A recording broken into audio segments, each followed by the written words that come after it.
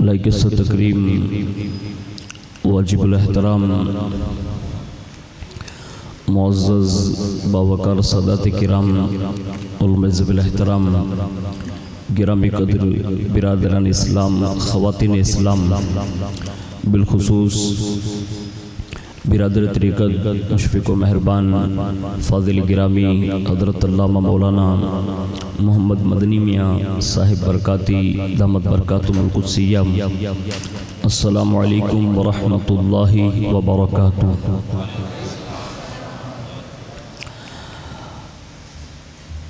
الحمدللہ رب العالمین والعاقبۃ للمتقین والصلاة والسلام علی سید الانبیاء والمرسلین وعلى آلہ واصحابہ وازواجہ وذریاتہ واہل بیتہ وابنہ الغوث الاعظم الجیلانی ومعین الملت والدین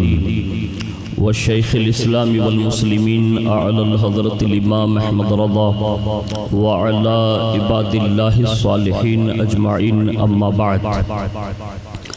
فاعوذ باللہ من الشیطان الرجیم، بسم اللہ الرحمن الرحیم۔ فخرج منها خائفا يترقب قال رب نجني من القوم الظالمين۔ صدق اللہ مولانا العظیم وبلغنا رسوله النبی الامین المختار الکریم، ونحن على ذلك لمن الشاہدین والشاکرین والحمد للہ رب العالمین۔ آئیے سب سے پہلے مذہب اہل سنت والجماعت یعنی کہ مسلک اعلیٰ حضرت کے قدیم دستور کے مطابق ہم سب کے آقا و مولا حضور سراپا نور سیدنا محمد رسول اللہ صلی اللہ تعالی علیہ وآلہ وسلم کی بارگاہ پر نور میں جی لگا کر درود پاکی نظریں پیش کر لیں۔ اللہم صلی علی سیدنا مولانا محمد معدن الجود والکرم وعلی آلہ واصحابہ وبارک وسلم۔ نبی اور آل نبی پر ایک بار اور دل کی گہرائیوں کے ساتھ درود شریف پیش فرمائیں۔ صلی اللہ علی النبی الامی وآلہ صلی اللہ علیہ وسلم، صلاۃ و سلام علیک یا رسول اللہ صلی اللہ تعالی علیہ وآلہ وسلم۔ حصول برکات و نجات کے لیے ایک بار اور محبت کے ساتھ درود شریف پیش کر لیں۔ اللہم صلی وسلم وبارک علی سیدنا و مولانا محمد النبی الامی الحبیب العالی القدر العظیم الجاہ وعلی آلہ واصحابہ وبارک وسلم۔ صلاۃ و سلام علیک یا رسول اللہ صلی اللہ تعالی علیہ وآلہ وسلم۔ اللہ رب العزت کی توفیق سے اس کے پیارے محبوب صلی اللہ تعالی علیہ وآلہ وسلم کے تصدق سے بالخصوص پیران پیر روشن ضمیر سیدنا الشیخ عبد القادر جیلانی المعروف غوث العظم دستگیر رضی اللہ تبارک و تعالی عنہ کی نگاہ عنایت سے ماہ محرم الحرام شریف کی 8ویں شب میں ہم اور آپ شرکت کی سعادت حاصل کر رہے ہیں۔ اللہ رب العزت سرکار امام عرش مقام امام حسین رضی اللہ تعالیٰ عنہ کے تصدق سے ہماری آپ کی سب کی حاضری کو قبول فرمائیں اور اس حاضری کو ہم سب کے لیے دارین کی نعمتوں کا سبب بنائیں۔ فقیر قادری اپنی گفتگو کا آغاز بارگاہ امام علی مقام سرکار امام حسین رضی اللہ تعالیٰ عنہ میں کسی نے خراج پیش کرتے ہوئے یوں عرض کیا تھا کہ در حسین کو جنت مقام کہتے ہیں، در حسین کو جنت مقام کہتے ہیں، فراز عرش کا بیت امام کہتے ہیں۔ اور کہتے ہیں فرشتے پوچھیں گے جب قبر میں تو کہہ دوں گا، فرشتے جب قبر میں پوچھیں گے تو کہہ دوں گا، مجھے امام جہاں کا غلام کہتے ہیں، مجھے امام جہاں کا غلام کہتے ہیں۔ اور کہتے ہیں حسین تم سے شہادت میں 4 چاند لگے، حسین تم سے شہادت میں چار چاند لگے، جہان صدق میں سب خاص و عام کہتے ہیں، جہان صدق میں سب خاص و عام کہتے ہیں، اور کہتے ہیں حسین اپنے غلاموں کی لاج رکھ لینا، حسین اپنے غلاموں کی لاج رکھ لینا، معین اپنا سمجھ کر غلام کہتے ہیں، معین اپنا سمجھ کر غلام کہتے ہیں، اور کہتے ہیں وہ رہنمائی کی تم نے راہ شہادت میں، وہ رہنمائی کی تم نے راہ شہادت میں، کہ سب امام بھی اپنا امام کہتے ہیں، کہ سب امام بھی اپنا امام کہتے ہیں، اور تمہیں شہید رضا ہو کے وہ مقام ملا، تمہیں شہید رضا ہو کے وہ مقام ملا، جسے ملائکہ اعلیٰ مقام کہتے ہیں، جسے ملائکہ اعلیٰ مقام کہتے ہیں، اور کہتے ہیں حسین آپ کے نقش قدم کا کر کے طواف، حسین آپ کے نقش قدم کا کر کے طواف، دلوں کی خاک کے ذرے سلام کہتے ہیں،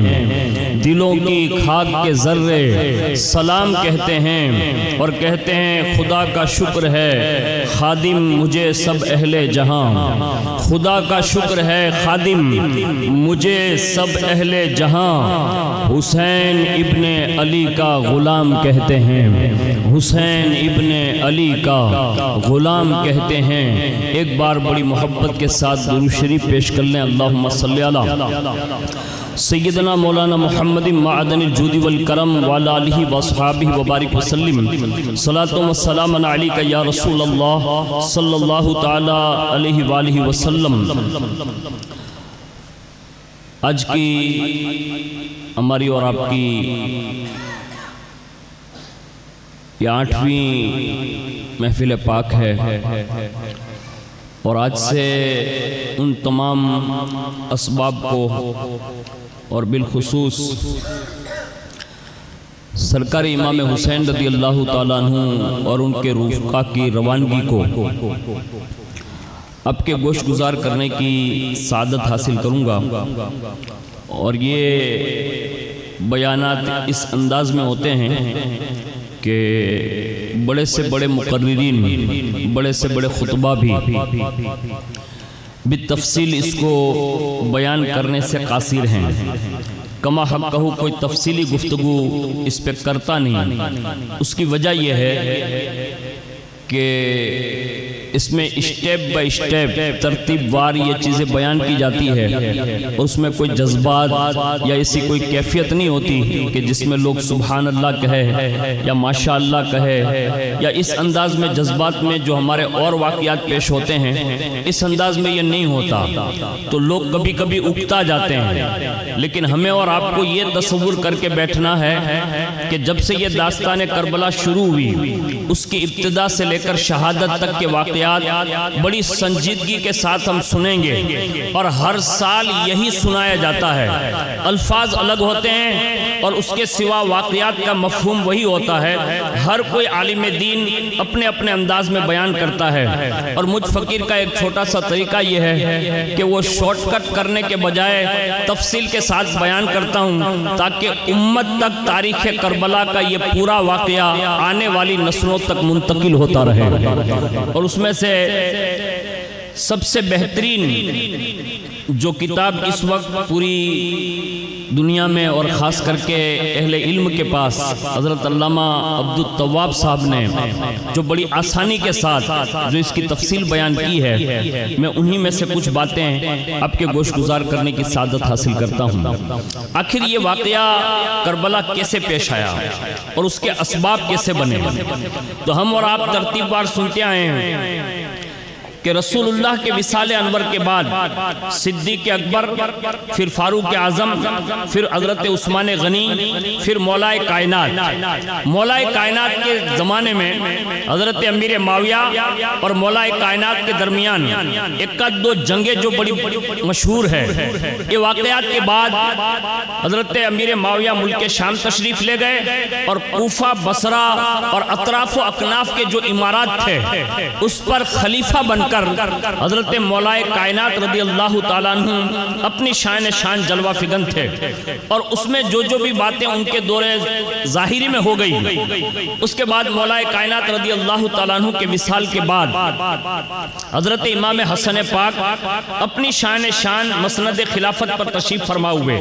اس لیے ہمارے یہاں خلافت راشدہ جب بیان ہوتی ہیں اور خلفائے راشدین کا تذکرہ ہوتا ہے تو ہم لوگ صدیق اکبر سے لے کر حضرت امام حسن پاک تک ان پانچوں خلفاء کو خلفائے راشدین شمار کرتے ہیں، اور یہ اللہ رب العزت نے جب تک چاہا حضرت امام حسن پاک مسند نشی رہے، اور پھر حضرت امیر معاویہ رضی اللہ تعالیٰ عنہ کے حوالے یہ مسند کرنے کے بعد اب پھر اپنی منزل کی طرف بڑھتے رہے۔ آخرکار حضرت امام حسن پاک کی بھی شہادت واقع ہوئی۔ اب حضرت امیر معاویہ رضی اللہ تعالیٰ عنہ نے ایک زمانے تک اس پر بادشاہت فرمائی، یعنی باقاعدہ ملوکیت، آپ نے جہاں تک ہو سکا دین اسلام کے فروغ کے لیے کام کیا۔ آخرکار سن ہجری 60 کے مطابق 7 اپریل عیسوی سن 680 اس انداز میں حضرت سیدنا امیر معاویہ کے وصال کے بعد تخت پر جو ہے یزید براجمان ہوا، اور اس کو حضرت امیر معاویہ نے جو نصیحتیں اور جو وصیتیں کی تھی وہ ساری چیزیں بھول چکا، اور جیسے ہی وہ اپنا ماتمی لباس بدل کر جیسے ہی وہ مسند پر بیٹھا، معاذ اللہ اس شریر کا یہ طرز عمل رہا کہ اس نے آتے ہی مسند پر بیٹھ کر اس نے سب سے پہلے پانی نہیں منگوایا، بلکہ یزید نے سب سے پہلے تخت پر بیٹھتے ہی معاذ اللہ شراب منگوائی، یعنی وہ شراب لے کر بیٹھا، اور اس کے دماغ میں جو خبت بھرا ہوا تھا اور اپنی سلطنت کو وہ مضبوط کرنا چاہتا تھا، اور پورے مکہ اور مدینہ اور اطراف و اکناف میں، تو اس نے سب سے پہلے کرسی پر بیٹھتے ہی ایک خط لکھا، اور اس خط میں جن نفوس قدسیہ کے نام ہیں، جیسا کہ حضرت امام حسین، حضرت عبداللہ ابن زبیر، حضرت عبد الرحمن بن ابی بکر، عبداللہ بن عمر، یہ چند بڑے بڑے لوگ تھے جن کے نام خط میں لکھے، اور یہ خط مدینہ اس نے بھیجا ملک شام سے کہ ان سب سے فوری طور پر میری بیعت لے لو، اگر یہ میری بیعت کر لے تو ٹھیک ہے، اور اگر یہ منع کر دیں تو اسی وقت ان سب کی گردنیں مار دو۔ یعنی یہ پہلا خط یزید کا مدینۃ الرسول کی طرف وہاں کے گورنر ولید ابن عقبہ کے ذریعے ایک خط روانہ کیا تاکہ جتنا ہو سکے جلد از جلد جو ہے اس کی بیعت لی جا سکے۔ آخرکار یہ ہوا کہ بعض روایت کے مطابق یزید کے ایک دم صاف الفاظ اس کتاب کے مطابق یہ لکھے تھے کہ ان کے سامنے میرا خط پیش کرو، اگر ان میں سے کوئی میری بیعت سے انکار کر دے تو اس کا سر قلم کر کے میرے اس خط کے جواب کے ساتھ اس کا سر بھی بھیج دو۔ یہ کہہ کر یزید نے یہ خط لکھا، اور یزید کا خط جیسے ہی ولید بن عقبہ نے پڑھا، مدینے کے جو گورنر تھے انہوں نے جیسے پڑھا تو اپنا جو مشیر تھا، منشی جس کو کہتے ہیں، اس کو بلایا، اور اس کا نام تھا مروان بن حکم۔ اسے مشورہ کیا، اور یہ مروان ایک قسم کا خبیث اور شیطان قسم کا آدمی تھا، اس سے کوئی اچھی توقع نہیں تھی۔ جیسے اس نے بلایا اور بلا کر کہا مروان یہ یزید کا خط آیا ہے اور ان میں ان لوگوں کے نام ہیں، اب مجھے کرنا کیا چاہیے؟ تو اسی مروان نے وہی شرارت اپنائی جو حضرت عثمان غنی کی شہادت کے موقع پر اس نے اپنی شرارت دکھائی تھی۔ تو اس نے مشورہ دیا، کہا اس میں کیا ہوا؟ یزید کا خط ہے، ان سب کو بلا لو اور بلانے کے بعد یزید کی بیعت کا مطالبہ کر لیں، اگر وہ بیعت کر لے تو ٹھیک ہے، ورنہ اسی وقت ان کی گردنیں مار دی جائیں، یعنی ان کو قتل کر دیا جائے۔ ولید بن عقبہ جو تھا وہ صلح پسند آدمی تھا، یعنی طبیعت کا مطلب وہ خون ریزی کا دعوے دار نہیں تھا، تو اس نے مروان بن حکم کی بےہودگی دیکھی اور یہ رائے دیکھی، تو ولید نے مروان کو سخت ملامت کہی اور کہا مجھے تو ابن رسول کے قتل کا مشورہ دے رہا ہے، یعنی رسول اللہ کے بیٹے کو میں قتل کر دوں؟ مجھ سے تو ایسا نہیں ہو سکتا، یعنی اس نے صاف صراحت کے ساتھ انکار کر دیا۔ البتہ ولید نے حضرت امام حسین کی خدمت میں ایک عریضہ بھیجا، یعنی کاغذ میں لکھ کر بھیجا، اور اس میں یہ لکھا تھا کہ اگر آپ تنہائی میں آ کر مجھ سے ملاقات کر لیں تو بڑا کرم ہوگا، یعنی عزت اور آبرو کے ساتھ، وقار کے ساتھ اس نے اتنا لکھا۔ چنانچہ جس وقت ولید بن عقبہ کا قاصد امام حسین رضی اللہ تعالیٰ عنہ کی خدمت میں پہنچا تو وہ رات کا وقت تھا۔ اس وقت حضرت عبداللہ ابن زبیر کے ساتھ مسجد نبی میں آپ کچھ گفتگو فرما رہے تھے۔ آپ نے قاصد سے فرمایا چلو ہم آ رہے ہیں۔ چنانچہ آپ اپنے ساتھ حضرت عبداللہ ابن زبیر، عبداللہ ابن عمر اور چند صحابہ کو لے کر ولید بن عقبہ کے پاس تشریف لے گئے، یعنی اس کے گورنر ہاؤس میں۔ ولید نے یزید پلید کا خط آپ کے سامنے رکھا اور خط پڑھنے کے بعد آپ نے فرمایا یزید جانتا ہے کہ میں اس کی بیعت کر لوں تو اس کا جواب یہ ہے کہ اے مدینے کے گورنر ولید بن عقبہ، دل کے کانوں سے سنیں، ہم اہل بیت نبوت ہیں۔ امام حسین نے کہا ہم اہل بیت نبوت ہیں، ہمارے گھرانے میں فرشتوں کی آمد و رفت ہوتی ہے، یعنی ہم وہ پاکیزہ لوگ ہیں جہاں معصوم فرشتے آتے اور جاتے ہیں، اور اللہ تعالیٰ نے ہمارا گھرانہ اتنا بلند و بالا کیا ہے کہ کائنات میں ہمارے خاندان سے بہتر کسی کا خاندان نہیں ہے۔ یہ ولید بن عقبہ سے یہ کہہ رہے ہیں۔ پھر فرمایا یزید فاسق ہے، فاجر ہے، شرابی ہے، ظالم ہے، قاتل ہے، فاسی کے معلن ہے، اور ہم جیسے پاکیزہ گھرانے کے لوگ ایسے شخص کی بیعت نہیں کر سکتے، اور نہ مجھے یزید کی خلافت سے کوئی سروکار ہے اور نہ ہی میں خلافت کا طلبگار ہوں، یعنی میں کرسی کے لیے لڑ نہیں رہا ہوں اور نہ مجھے اس کی حاجت ہے۔ یہ امام حسین نے ولید بن عقبہ کے سامنے یہ صراحت کے ساتھ یہ باتیں ارشاد فرمائی۔ اس پر ولید بن عقبہ نے عرض کیا حضور میری ایک گزارش ہے۔ کہا فرمائیے۔ کہا آج رات اس معاملے پر غور کر لیں، یعنی آپ نے جو باتیں کہی وہ میں نے سن لی، اب اس معاملے پر آپ غور کر لیں، کل صبح تشریف لے آ کر آپ اپنی رائے ظاہر فرمائیں۔ اس پر امام حسین نے فرمایا اچھا۔ اٹھ کر آپ تشریف لے جانے لگے، اور جیسے ہی امام حسین باہر نکلے، اپنے ساتھیوں کو باہر کھڑے کیے ہوئے تھے، اور جیسے ہی باہر نکلے، باہر نکلنا ہی تھا کہ مروان خبیث ولید بن عقبہ سے کہنے لگا، کہا یہ موقع اچھا ہے، ہاتھ سے جانے مت دو، اگر یہ اقرار کر لے تو ٹھیک ہے ورنہ قتل کر دو، اس لیے کہ اگر یہ یہاں سے نکل گئے تو پھر کبھی ہاتھ نہیں لگیں گے۔ یہ مروان خبیث نے یہ جملہ کہا، بس ابھی اس نے یہ جملہ کہنا ہی تھا کہ امام حسین نے وہ سن لیا، واپس پلٹے، آپ نے مروان کی طرف ایک غضب بھری نگاہ ڈالی اور فرمایا اے دنیا کے کتے، ہم دنیا کے طلبگار نہیں ہیں، اگر تجھ میں ہمت ہے تو آجا، اٹھ اور حسین ابن علی سے مقابلہ کر لے، یعنی تو قتل کی بات کر رہا ہے، اگر تجھ میں ہمت ہے تو آپ مقابلہ کر لے، ابھی یہی فیصلہ ہو جائے گا حق کسے کہتے ہیں اور باطل کسے کہتے ہیں۔ یہ امام حسین رضی اللہ تعالیٰ عنہ نے گورنر ہاؤس سے نکلتے ہوئے یہ جملہ ارشاد فرمایا۔ پھر ولید بن عقبہ کو مخاطب کر کے فرمایا ولید تو ہی بتا، ہم ایک فاسق، فاجر، زانی، شرابی، بے دین کی بیعت کر کے کس طرح اپنے نانا جان کی امت کو غرق کر دیں؟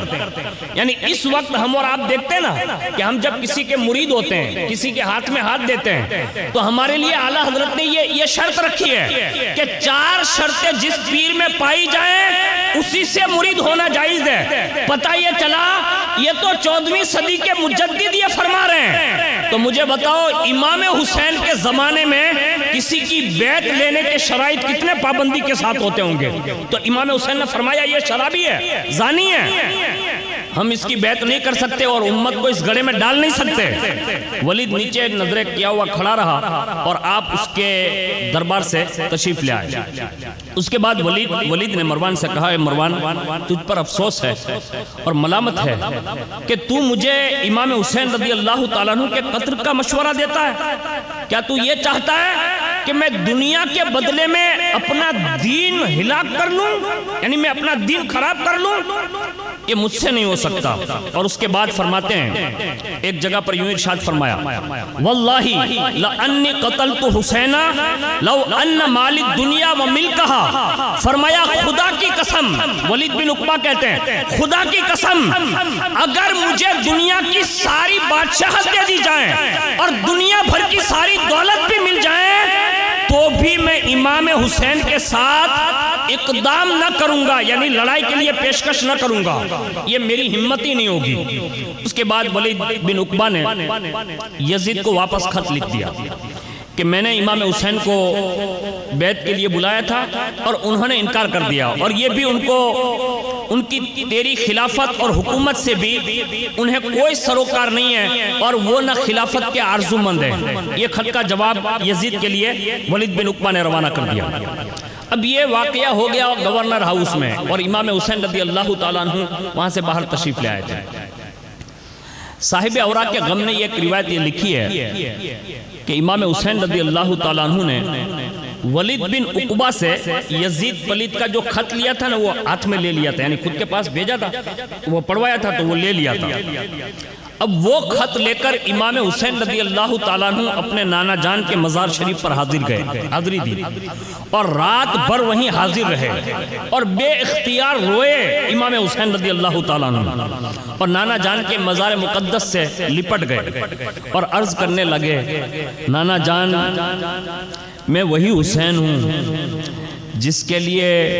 ہرنی بھی اپنا بچہ لے کر میرے لیے میری خوشی کے لیے جنگل سے آتی تھی، یعنی اپنا وہ جو مراتب حضور نے بیان کیے تھے نا وہ امام حسین رضی اللہ تعالیٰ عنہ بیان کرتے ہیں۔ آگے کہتے ہیں، یا رسول اللہ میں وہی دل بند فاطمہ ہوں کہ اگر میں جھولے میں روتا تھا تو خود آسمان کے فرشتے آ کر میرے جھولے کو جھلایا کرتے تھے۔ آگے کہتے ہیں، غرض یہ کہ امام حسین رضی اللہ تعالیٰ عنہ اپنی زبان سے حضور کو اپنی ساری زندگی کے وہ واقعات بچپنے کے حضور کی زندگی میں جو گزرے وہ سنانے لگے، یہاں تک کہ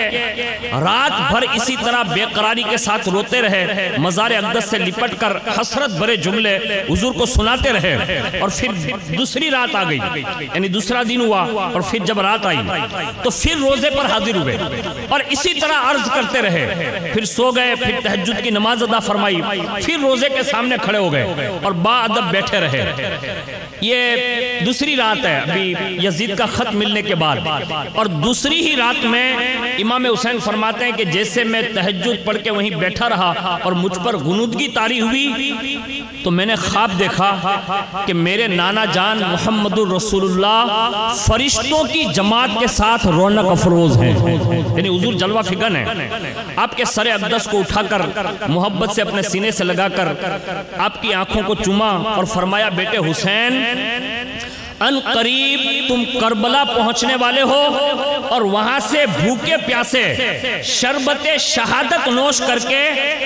تھوڑے ہی عرصے میں مجھ سے ملنے والے ہو۔ یہ حضور نے یہ دوسری شب میں ہی حضور نے یہ بشارت عطا فرمائی، شہزادے حسین وہ لوگ جو تمہیں اور تمہارے اعزاء اقربا متعلقین کو شہید کریں گے میری شفاعت کی وہ امید رکھتے ہیں، حالانکہ وہ میری شفاعت سے محروم رہیں گے۔ یہ خواب میں ارشاد فرمایا۔ پھر تیسرا جملہ ارشاد فرمایا، بیٹے حسین تمہارے ماں باپ بھی بہت ہی مغموم اور ملول ہیں، مجھ سے ملے ہیں، تمہاری جدائی میں بے قرار ہیں۔ امام حسین رضی اللہ تعالیٰ عنہ اسی خواب کے عالم میں آپ فرماتے ہیں کہ میں روتا رہا اور روتے روتے میں نے رسول اللہ سے عرض کیا کہ یا رسول اللہ کیا اس حالت میں جو اس وقت میں آپ کے پاس ہوں کیا مجھے آپ اپنے پاس رکھنا پسند نہیں کریں گے، یعنی یہاں رکھ نہیں سکتے؟ یعنی واقعہ کربلا پیش نہیں آیا ابھی تو مدینے میں ہی ہے، لیکن امام حسین نے یہ ظاہر کیا، عرض کیا، کہا آپ مجھے اپنے پاس نہیں رکھ سکتے؟ تو رسول اللہ نے ارشاد فرمایا شہزادے تمہیں دنیا میں جانا ضروری ہے، اور جو کچھ میں نے ابھی آپ کو بتایا ہے وہ ساری چیزیں ہو کر رہنے والی ہے۔ یعنی یہ شہادت کا پورا پس منظر جو ہے حضور نے ارشاد فرمایا اور کہا یہ ہو کر رہنے والا ہے۔ اب فرماتے جیسے حضور نے یہ فرمایا میری آنکھ کھل گئی، اور اسی وقت روضہ مقدس سے رخصت ہو کر گھر پر تشریف لائے اور اپنے اعزاء اقربا ان سب کو مکہ مکرمہ کی روانگی کے لیے ارشاد فرما دیا، اور فرمایا کہ اس کی تیاری کرو، یعنی مکہ شریف یہاں سے جانا ہے، کہ گھر والوں کو تیاری کا حکم مل گیا۔ نیز امام علی مقام جانتے تھے کہ بیعت کا انکار یزید کے اشتعال کا باعث ہوگا اور وہ خون کا دشمن بنے گا، خون کا پیاسا بنے گا۔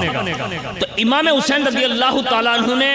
اسی میں دیانت داری سمجھی اور اپنی جان اور اپنے اہل بیت کو لے کر، یعنی بیعت کرنے سے بہتر یہ ہے کہ یہاں سے نکلا جائے تاکہ مدینہ شریف کی بے حرمتی نہ ہونے پائے۔ یعنی یہ امام حسین رضی اللہ تعالیٰ عنہ کا خود کا یہ فیصلہ ہے۔ اور اس کے بعد فرماتے ہیں کہ امام حسین رضی اللہ تعالیٰ عنہ نے جب یہ روانگی کے لیے ارشاد فرمایا اور سارا قافلہ جو ہے تیار ہونے لگا، تو پورے گھر کے لوگوں میں جن جن لوگوں کے نام رسول اللہ نے عطا فرمائے تھے ان سب کا لسٹ جو ہے وہ حضرت سیدہ زینب کبریٰ کے حوالے اور حضرت علی اکبر کے حوالے اور جو گھر کے بڑے لوگ تھے ان کے حوالے کر دیا گیا۔ مردوں کا مردوں کو دے دیا گیا، عورتوں کا لسٹ عورتوں کو دے دیا گیا۔ اور یاد رکھیے یہ جو نفوس قدسیہ چلتے ہیں ابھی اہل بیت اطہار کے گھر سے، اس میں کم و بیش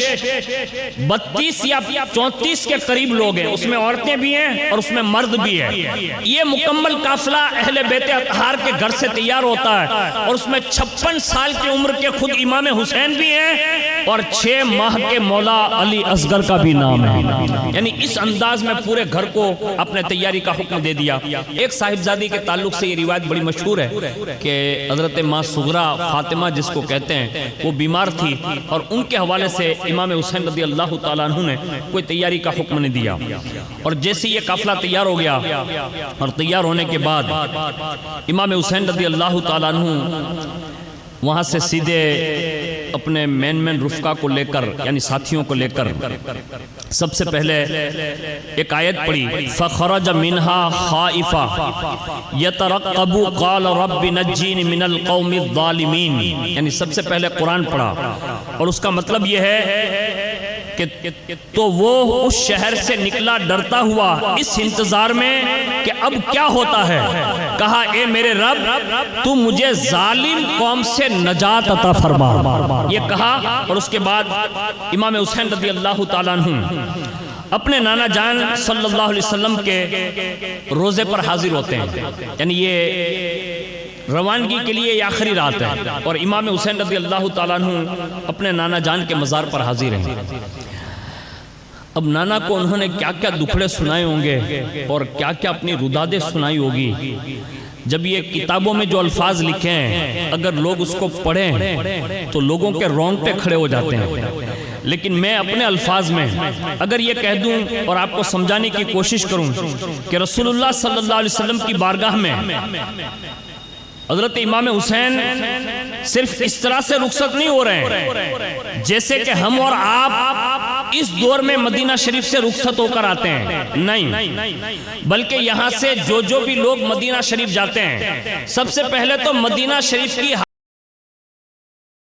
ہو جاتا ہے۔ مثال کے طور پر کسی کے بارے میں یہ فیصلہ ہو جائے کہ فلاں ٹور میں یہ فلاں بندہ عمرہ یا حج کے لیے جانے والا ہے اور سب سے پہلے مدینہ شریف کی حاضری ہے، بس ابھی ہے شہر میں،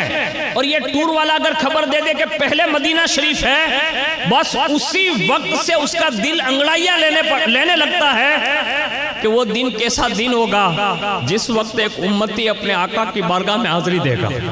اور جتنے بھی لوگ مدینہ شریف گئے ہیں میں آپ کا تجربہ چاہتا ہوں، اور یہ میں نے خود بھی تجربہ کیا الحمدللہ،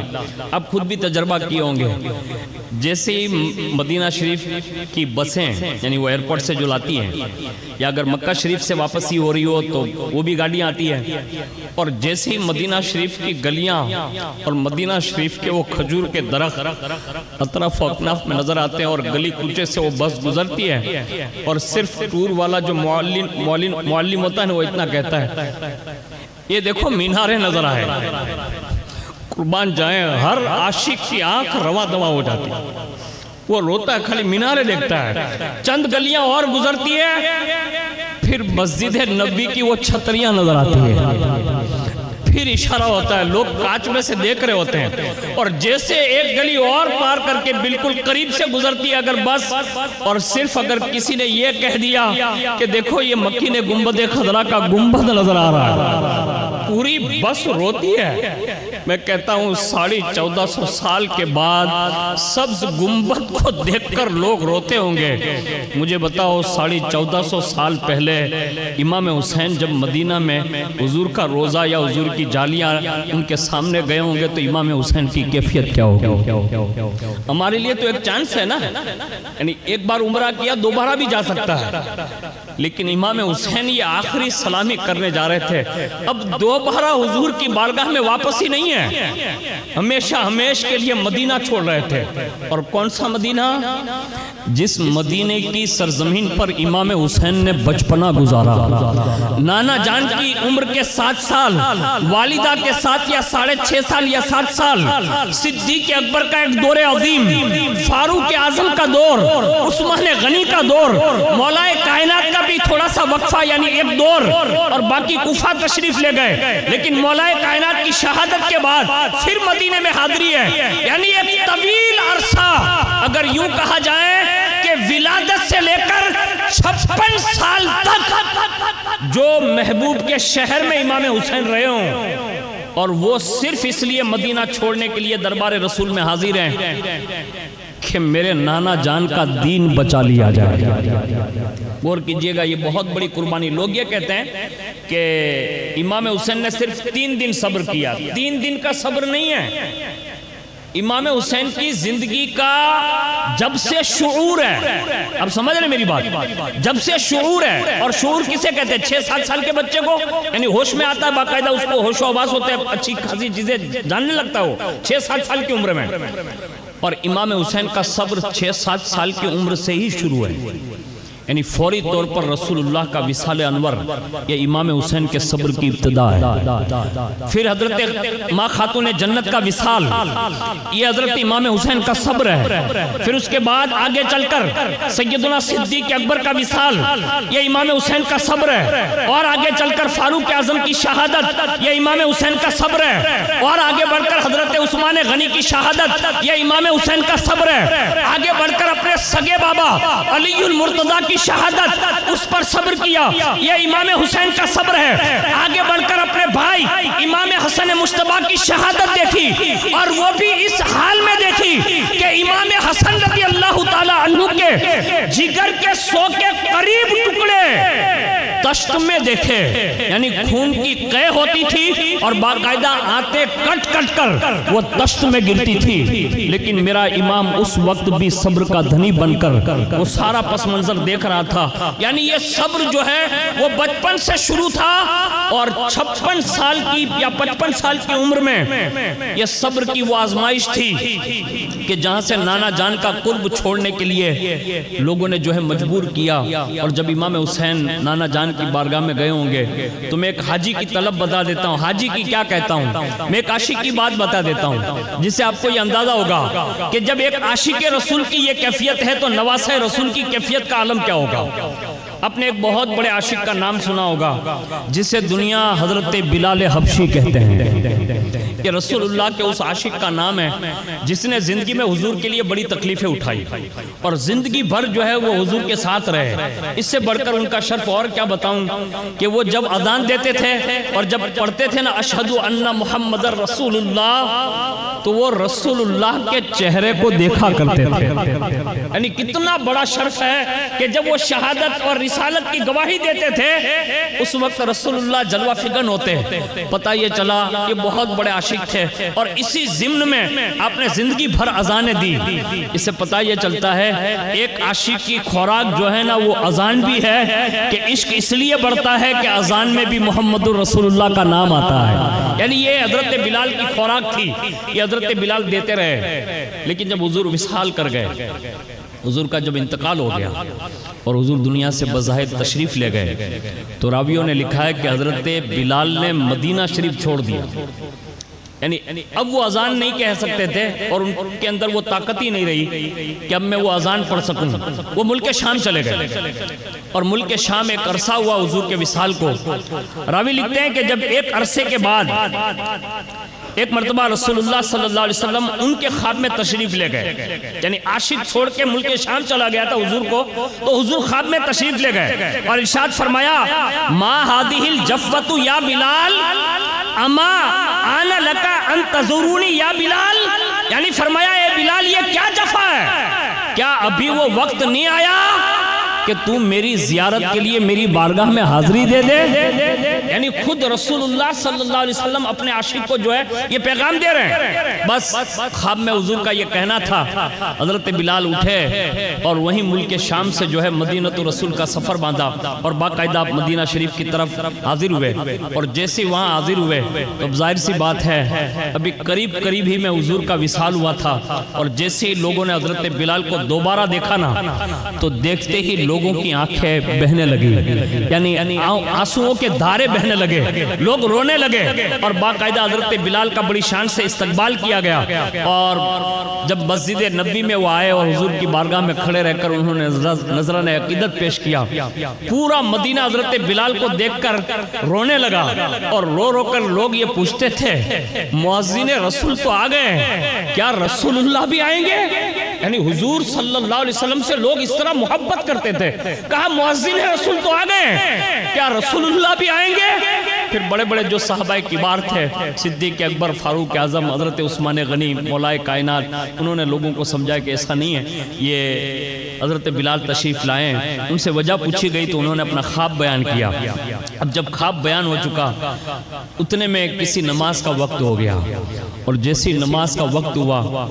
تو صدیق اکبر، فاروق اعظم، بڑے بڑے کبار صحابہ نے اس زمانے میں یہ کہا بلال بڑے دنوں کے بعد مدینہ شریف آئے ہو، ایک کام کرو نا۔ کہا کیا؟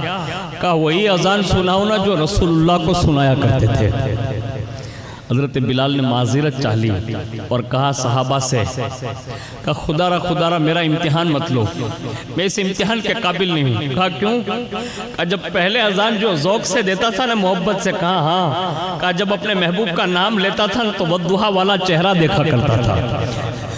آج اگر میں نے وہ نام لیا اور وہ چہرہ نظر نہیں آیا نا تو بلال آپے سے باہر ہو جائے گا، یعنی اپنے آپ میں نہیں رہے گا۔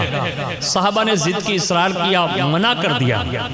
لیکن صحابہ جانتے تھے کہ بلال بھی اگر کسی کی بات مانتے ہیں تو وہ فاطمہ کے لالوں کی بات مانتے ہیں۔ صحابہ نے حسنین کریمین کو پیش کیا، اور جیسی صحابہ نے حسنین کریمین کو پیش کیا اور ان دونوں نے مل کر کہا چچا کیا آپ وہ اذان نہیں سنائیں گے جو ہمارے نانا کو سناتے تھے؟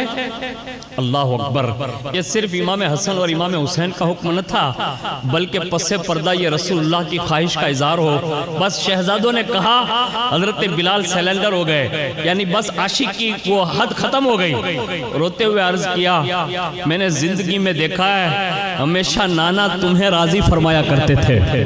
آج ان کا عاشق بن کر آیا ہوں، ناراض کر کے نہیں جاؤں گا۔ اذان پڑھی، لیکن جیسی اذان کی اللہ اکبر کے الفاظ کہے، پھر اس کے بعد آگے بڑھ کر جیسے اشہدو ان لا الہ الا اللہ پڑھا، اور جیسے اشہدو ان لا الہ الا اللہ کے بعد اشہدو ان محمد رسول اللہ پڑھا، لوگ بتاتے ہیں اسی وقت حضرت بلال بے ہوش ہو کر گر پڑے، یعنی ان سے یہ بن نہ پایا۔ پھر ہوش میں آئے اور پھر دوبارہ لوگوں نے پوچھا، پھر سے بارہ انہوں نے اذان کہی، اس طرح بار بار اذان دیتے رہے اور وہ گریہ و زاری کر کے وہ گر جاتے۔ آخرکار حضرت بلال رضی اللہ تعالیٰ عنہ نے اسی ہوشی بے ہوشی میں یہ اذان مکمل فرمائی، اور لوگوں نے دیکھا کہ رسول اللہ کا عاشق کسے کہتے ہیں کہ بن دیکھے رسول اللہ کے وہ اذان مکمل نہیں کر پاتے تھے، یہ ان کا عشق تھا۔ میں کہتا ہوں جب حضرت بلال کا یہ عشق ہے تو امام حسین کی کیفیت کیا رہی؟ یعنی یہ حضرت بلال حبشہ کے ہیں اور حبشہ سے باقاعدہ ہجرت کر کے پھر مدینے میں آئے تھے، غلامی کی زندگی بتا رہے تھے۔ اور امام حسین غلامی کی زندگی نہیں بلکہ ڈائریکٹ رسول اللہ کی بیٹی کے گھر میں جنم لیتے ہیں، اور رسول اللہ کے خانوادے کے 5ویں یہ ممبر ہیں، یعنی پنجے تنے پاک کے یہ مہکتے ہوئے ممبر، اور وہ رسول اللہ کے دربار میں حاضر ہیں اور حضور سے اپنی بپتا سنائی، یعنی اپنی داستان سنائی، اور حضور سے سارا اپنا جو درد تھا وہ سناتے رہے۔ وہ رات کا آخری پہر ہے، اس میں بھی یہ لکھا ہے کہ جب آخری پہر ہے تو حضرت امام حسین رضی اللہ تعالیٰ عنہ مسجد نبوی میں ہی حضور کے روزے کے سامنے جب نیند آئی تو حضور پھر خواب میں تشریف لائے، اور حضور کو انہوں نے اس حالت میں دیکھا جو پہلی حالت میں دیکھ چکے تھے۔ تو حضور نے ارشاد فرمایا، میرے بیٹے حسین، میں تمہیں دیکھ رہا ہوں کہ تم ان قریب خاک و خون میں تڑپائے جاؤ گے، میری امت کے چند اور ساتھیوں کے ساتھ زمین کربلا میں ظلم کے ساتھ ذبح کیے جاؤ گے، تم سب پیاسے بھی ہوں گے، تمہیں پانی بھی میسر نہ ہوگا، اس کے باوجود بھی تمہارے قاتل میری شفاعت کے امیدوار ہوں گے، خدا کی قسم انہیں میری شفاعت نصیب نہیں ہوگی، گھبراؤ نہیں، تم بہت جلد اپنے ماں باپ کے پاس پہنچ جاؤ گے، سب کے سب تمہارے مشتاق ہیں۔ اسی حالت میں امام حسین رضی اللہ تعالیٰ عنہ نے روتے ہوئے عرض کیا، کیا نانا جان، میں اس دنیا سے، یعنی جو خواب کی دنیا تھی، اس دنیا سے میں اب ظاہری دنیا میں جانا نہیں چاہتا، کیا میں آپ کے ساتھ آپ کی قبر انور میں رہ نہیں سکتا، آپ مجھے جگہ نہیں عطا فرما سکتے؟ یہ دوبارہ خواب میں کہا، پہلی شبوں میں جو کہا تھا وہ تو کہا ہی تھا، یہ روانگی کے وقت بھی کہا میں آپ کے اندر قبر میں جگہ نہیں بنا سکتا، یعنی یہاں رہ نہیں سکتا۔ حضور نے اس وقت جو جملے ارشاد فرمائے وہ سنیے، فرمایا، لا بد لک من الرجوع الى الدنیا حتی ترزق الشہادہ لیکون ما کتب اللہ لک فیہا من الثواب العظیم۔ حضور نے اسی خواب کے عالم میں حضور نے ارشاد فرمایا، تمہارے لیے دنیا میں لوٹنا ضروری ہے، یعنی واپس ہونا ضروری ہے، کیونکہ تمہیں شہادت کا مرتبہ پانا ہے، اور جو اللہ نے تمہارے لیے لکھ دیا ہے اللہ نے اس کا ثواب اجر عظیم کی صورت میں رکھا ہے، یعنی بہت بڑا ثواب اللہ نے آپ کے تعلق سے لکھ دیا ہے۔ پھر حضرت امام حسین رضی اللہ تعالیٰ عنہ بڑے ادب کے ساتھ حضور کی بارگاہ میں آخری سلام پیش کرتے ہیں، اور اس کے بعد وہاں سے جنت البقیع کی طرف جاتے ہیں اور اس ماں کی بارگاہ میں جاتے ہیں جو آج بھی ہماری اور آپ کی زبانوں پر سیدہ کائنات کا نام آتا ہے نا، تو میں کبھی کبھی ماں خاتون جنت جب بولتا ہوں نا تو اس پہ ایک تبصرہ کرتا ہوں، اور ہو سکتا ہے کہ ہم سب کو سمجھ میں آ جائیں، اور آج سے ہم بھی نیت کرتے ہیں، امام حسین کی روانگی سن رہے ہیں، ماں خاتون جنت کے مزار پر جا رہے ہیں۔ میں بھی آپ سے عرض کرتا ہوں، کائنات میں آپ دیکھ لیں، آج بھی رسول اللہ کے گھر میں جو بھی بچی جنم لیتی ہے، یعنی سید سادات میں جو بھی بچی جنم لیں، ہم اور آپ اور ہماری قوم کی بیٹیاں سید زادوں کے گھر پیدا ہونے والی بچی کو آج بھی ماں سے پکارتی ہے، ماں سے پکارتی ہے، اور اس لفظ ماں میں یہ جو محبت کی ممتا جھلک رہی ہے یہ کسی اور کی وجہ سے نہیں ہے بلکہ یہ ماں خاتون جنت کی وجہ سے ہے، کیونکہ حضور جب حضرت سیدہ کائنات سے بڑا پیار کرتے ہیں، بڑی محبت فرماتے ہیں، تو یوں فرماتے تھے کہ یا فاطمہ ام ابیہا، یعنی تو ام ابیہا ہے، یہ کہہ کر آپ انہیں پکارا کرتے تھے۔ ام ابیہا کا مطلب آپ کو سمجھا دوں جسے یہ آپ کو آسان ہو جائے گی، جیسے ہماری اور آپ کی چھوٹی بچی ہو تو ہم بڑا پیار کرتے ہیں تو ایسا کہتے ہیں او میری ماں، ایسا بولتے ہیں نا، تو حضور یہ ام ابیہا کہہ کر یہ جملہ صادر کروانا چاہتے تھے کہ ہر باپ اپنی بیٹی سے پیار کرے گا تو آخر یہ جملہ استعمال کرے گا، اور حضور ظاہری زندگی میں سیدہ کائنات کو یہ کہتے تھے، اور اسی وجہ سے سیدہ کائنات کے جتنے بھی القابات ہیں سب پڑھ لو، چین اس وقت تک نہیں ملتا جب تک کہ ماں خاتون جنت نہ کہا جائے، یعنی یہ جملہ جو ہے یہ رسول اللہ کی زبان سے نکلا ہوا، اور اتنی شان کی ملکہ جن کو اللہ نے اتنی بڑی شان سے نوازا تھا، آج ان کا سگا بیٹا وہ لخت جگر جسے ناز اور نخروں کے ساتھ پالا گیا، تربیت اور تعلیم کے ساتھ انہیں مزین کیا، اور جس کربلا کے میدان کی طرف وہ سفر کرنے والے ہیں اسی لیے پالا اور پوسا تھا اور تعلیم و تربیت سے سرفراز فرمایا تھا اور ساری منزلیں طے کروائی تھی۔ آج وہ سگے بیٹے امام حسین سیدہ کائنات کی بارگاہ میں موجود ہیں، اور پھر اپنی والدہ کی بارگاہ میں حاضر ہو کر بے قراری کے ساتھ آنسو بہاتے ہوئے سب سے پہلے سلام کیا، السلام علیکہ یا اماں، آپ کا پیارا حسین گلا کٹوانے جا رہا ہے۔ یہ جملہ کہ ماں آج آپ کا پیارا بیٹا حسین گلا کٹوانے جا رہا ہے، آپ سے رخصت ہونے آیا ہے۔ امی جان ایک نظر حسین پر بھی فرما دے۔ جب کوئی بیٹا ایکسیڈنٹ میں یا کوئی حادثے کا شکار ہوتا ہے نا تو اس کو تب تک سکون نہیں ملتا جب تک کہ اس کی ماں اسے اپنی آغوش میں نہ لے لے، اور اس کو کوئی درد ہوتا ہے نا تو وہ اپنی ماں سے محبت سے کہتا ہے کہ ماں، یعنی وہ اشارہ کرتا ہے۔ آج امام حسین رضی اللہ تعالیٰ عنہ 56 سال کی عمر ہے اور سامنے اپنی والدہ کے کھڑے اور کہتے ہیں ماں ایک نظر اپنے حسین کو بھی دیکھ لیں، آپ کا حسین ہمیشہ کے لیے مدینہ چھوڑ کر جا رہا ہے۔ آپ سوچ سکتے ہیں ہمارا بیٹا یہاں سے حیدرآباد جائے، دکن جائے، گلبرگہ جائے، بمبئی جائے، میں تو بڑی بات نہیں کرتا، یہاں سے راجکوٹ بھی جائے اور تھوڑا لیٹ ہو جائے نا تو ماں کا کلیجہ کانپتا ہے کہ میرا بیٹا آیا کیوں نہیں، میرا لال آیا کیوں نہیں۔ اس وقت سیدہ کائنات کے دل پر کیا گزری ہوگی جب امام حسین نے یہ کہا ہوگا کہ ماں تیرا بیٹا مدینہ ہمیشہ کے لیے چھوڑ رہا ہے۔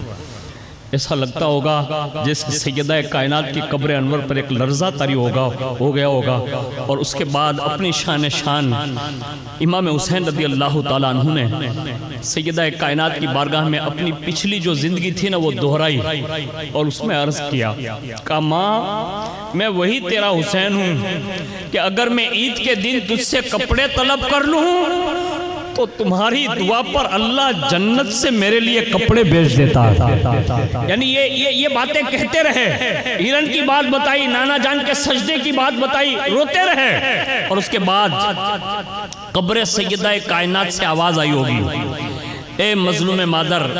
مشیت میں مجال دم زدن نہیں، چند روز مصیبت اٹھا کر جلد ہی ہم سے ملنے والے ہو، تمہاری جدائی میں یہاں بھی بے قراری ہے۔ اور اس کے بعد امام علی مقام رضی اللہ تعالیٰ عنہ اپنی والدہ سے آخری سلام پیش کرتے ہیں، اور اسی رات مدینہ طیبہ سے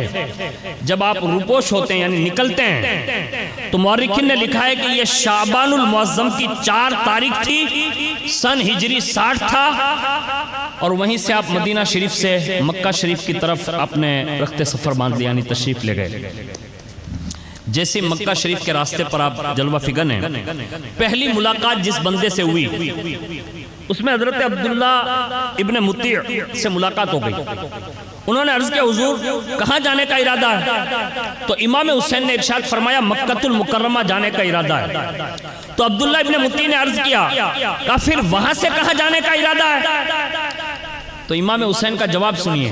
ارشاد فرمایا جو مشیت ازدی ہوگی اور ہوگا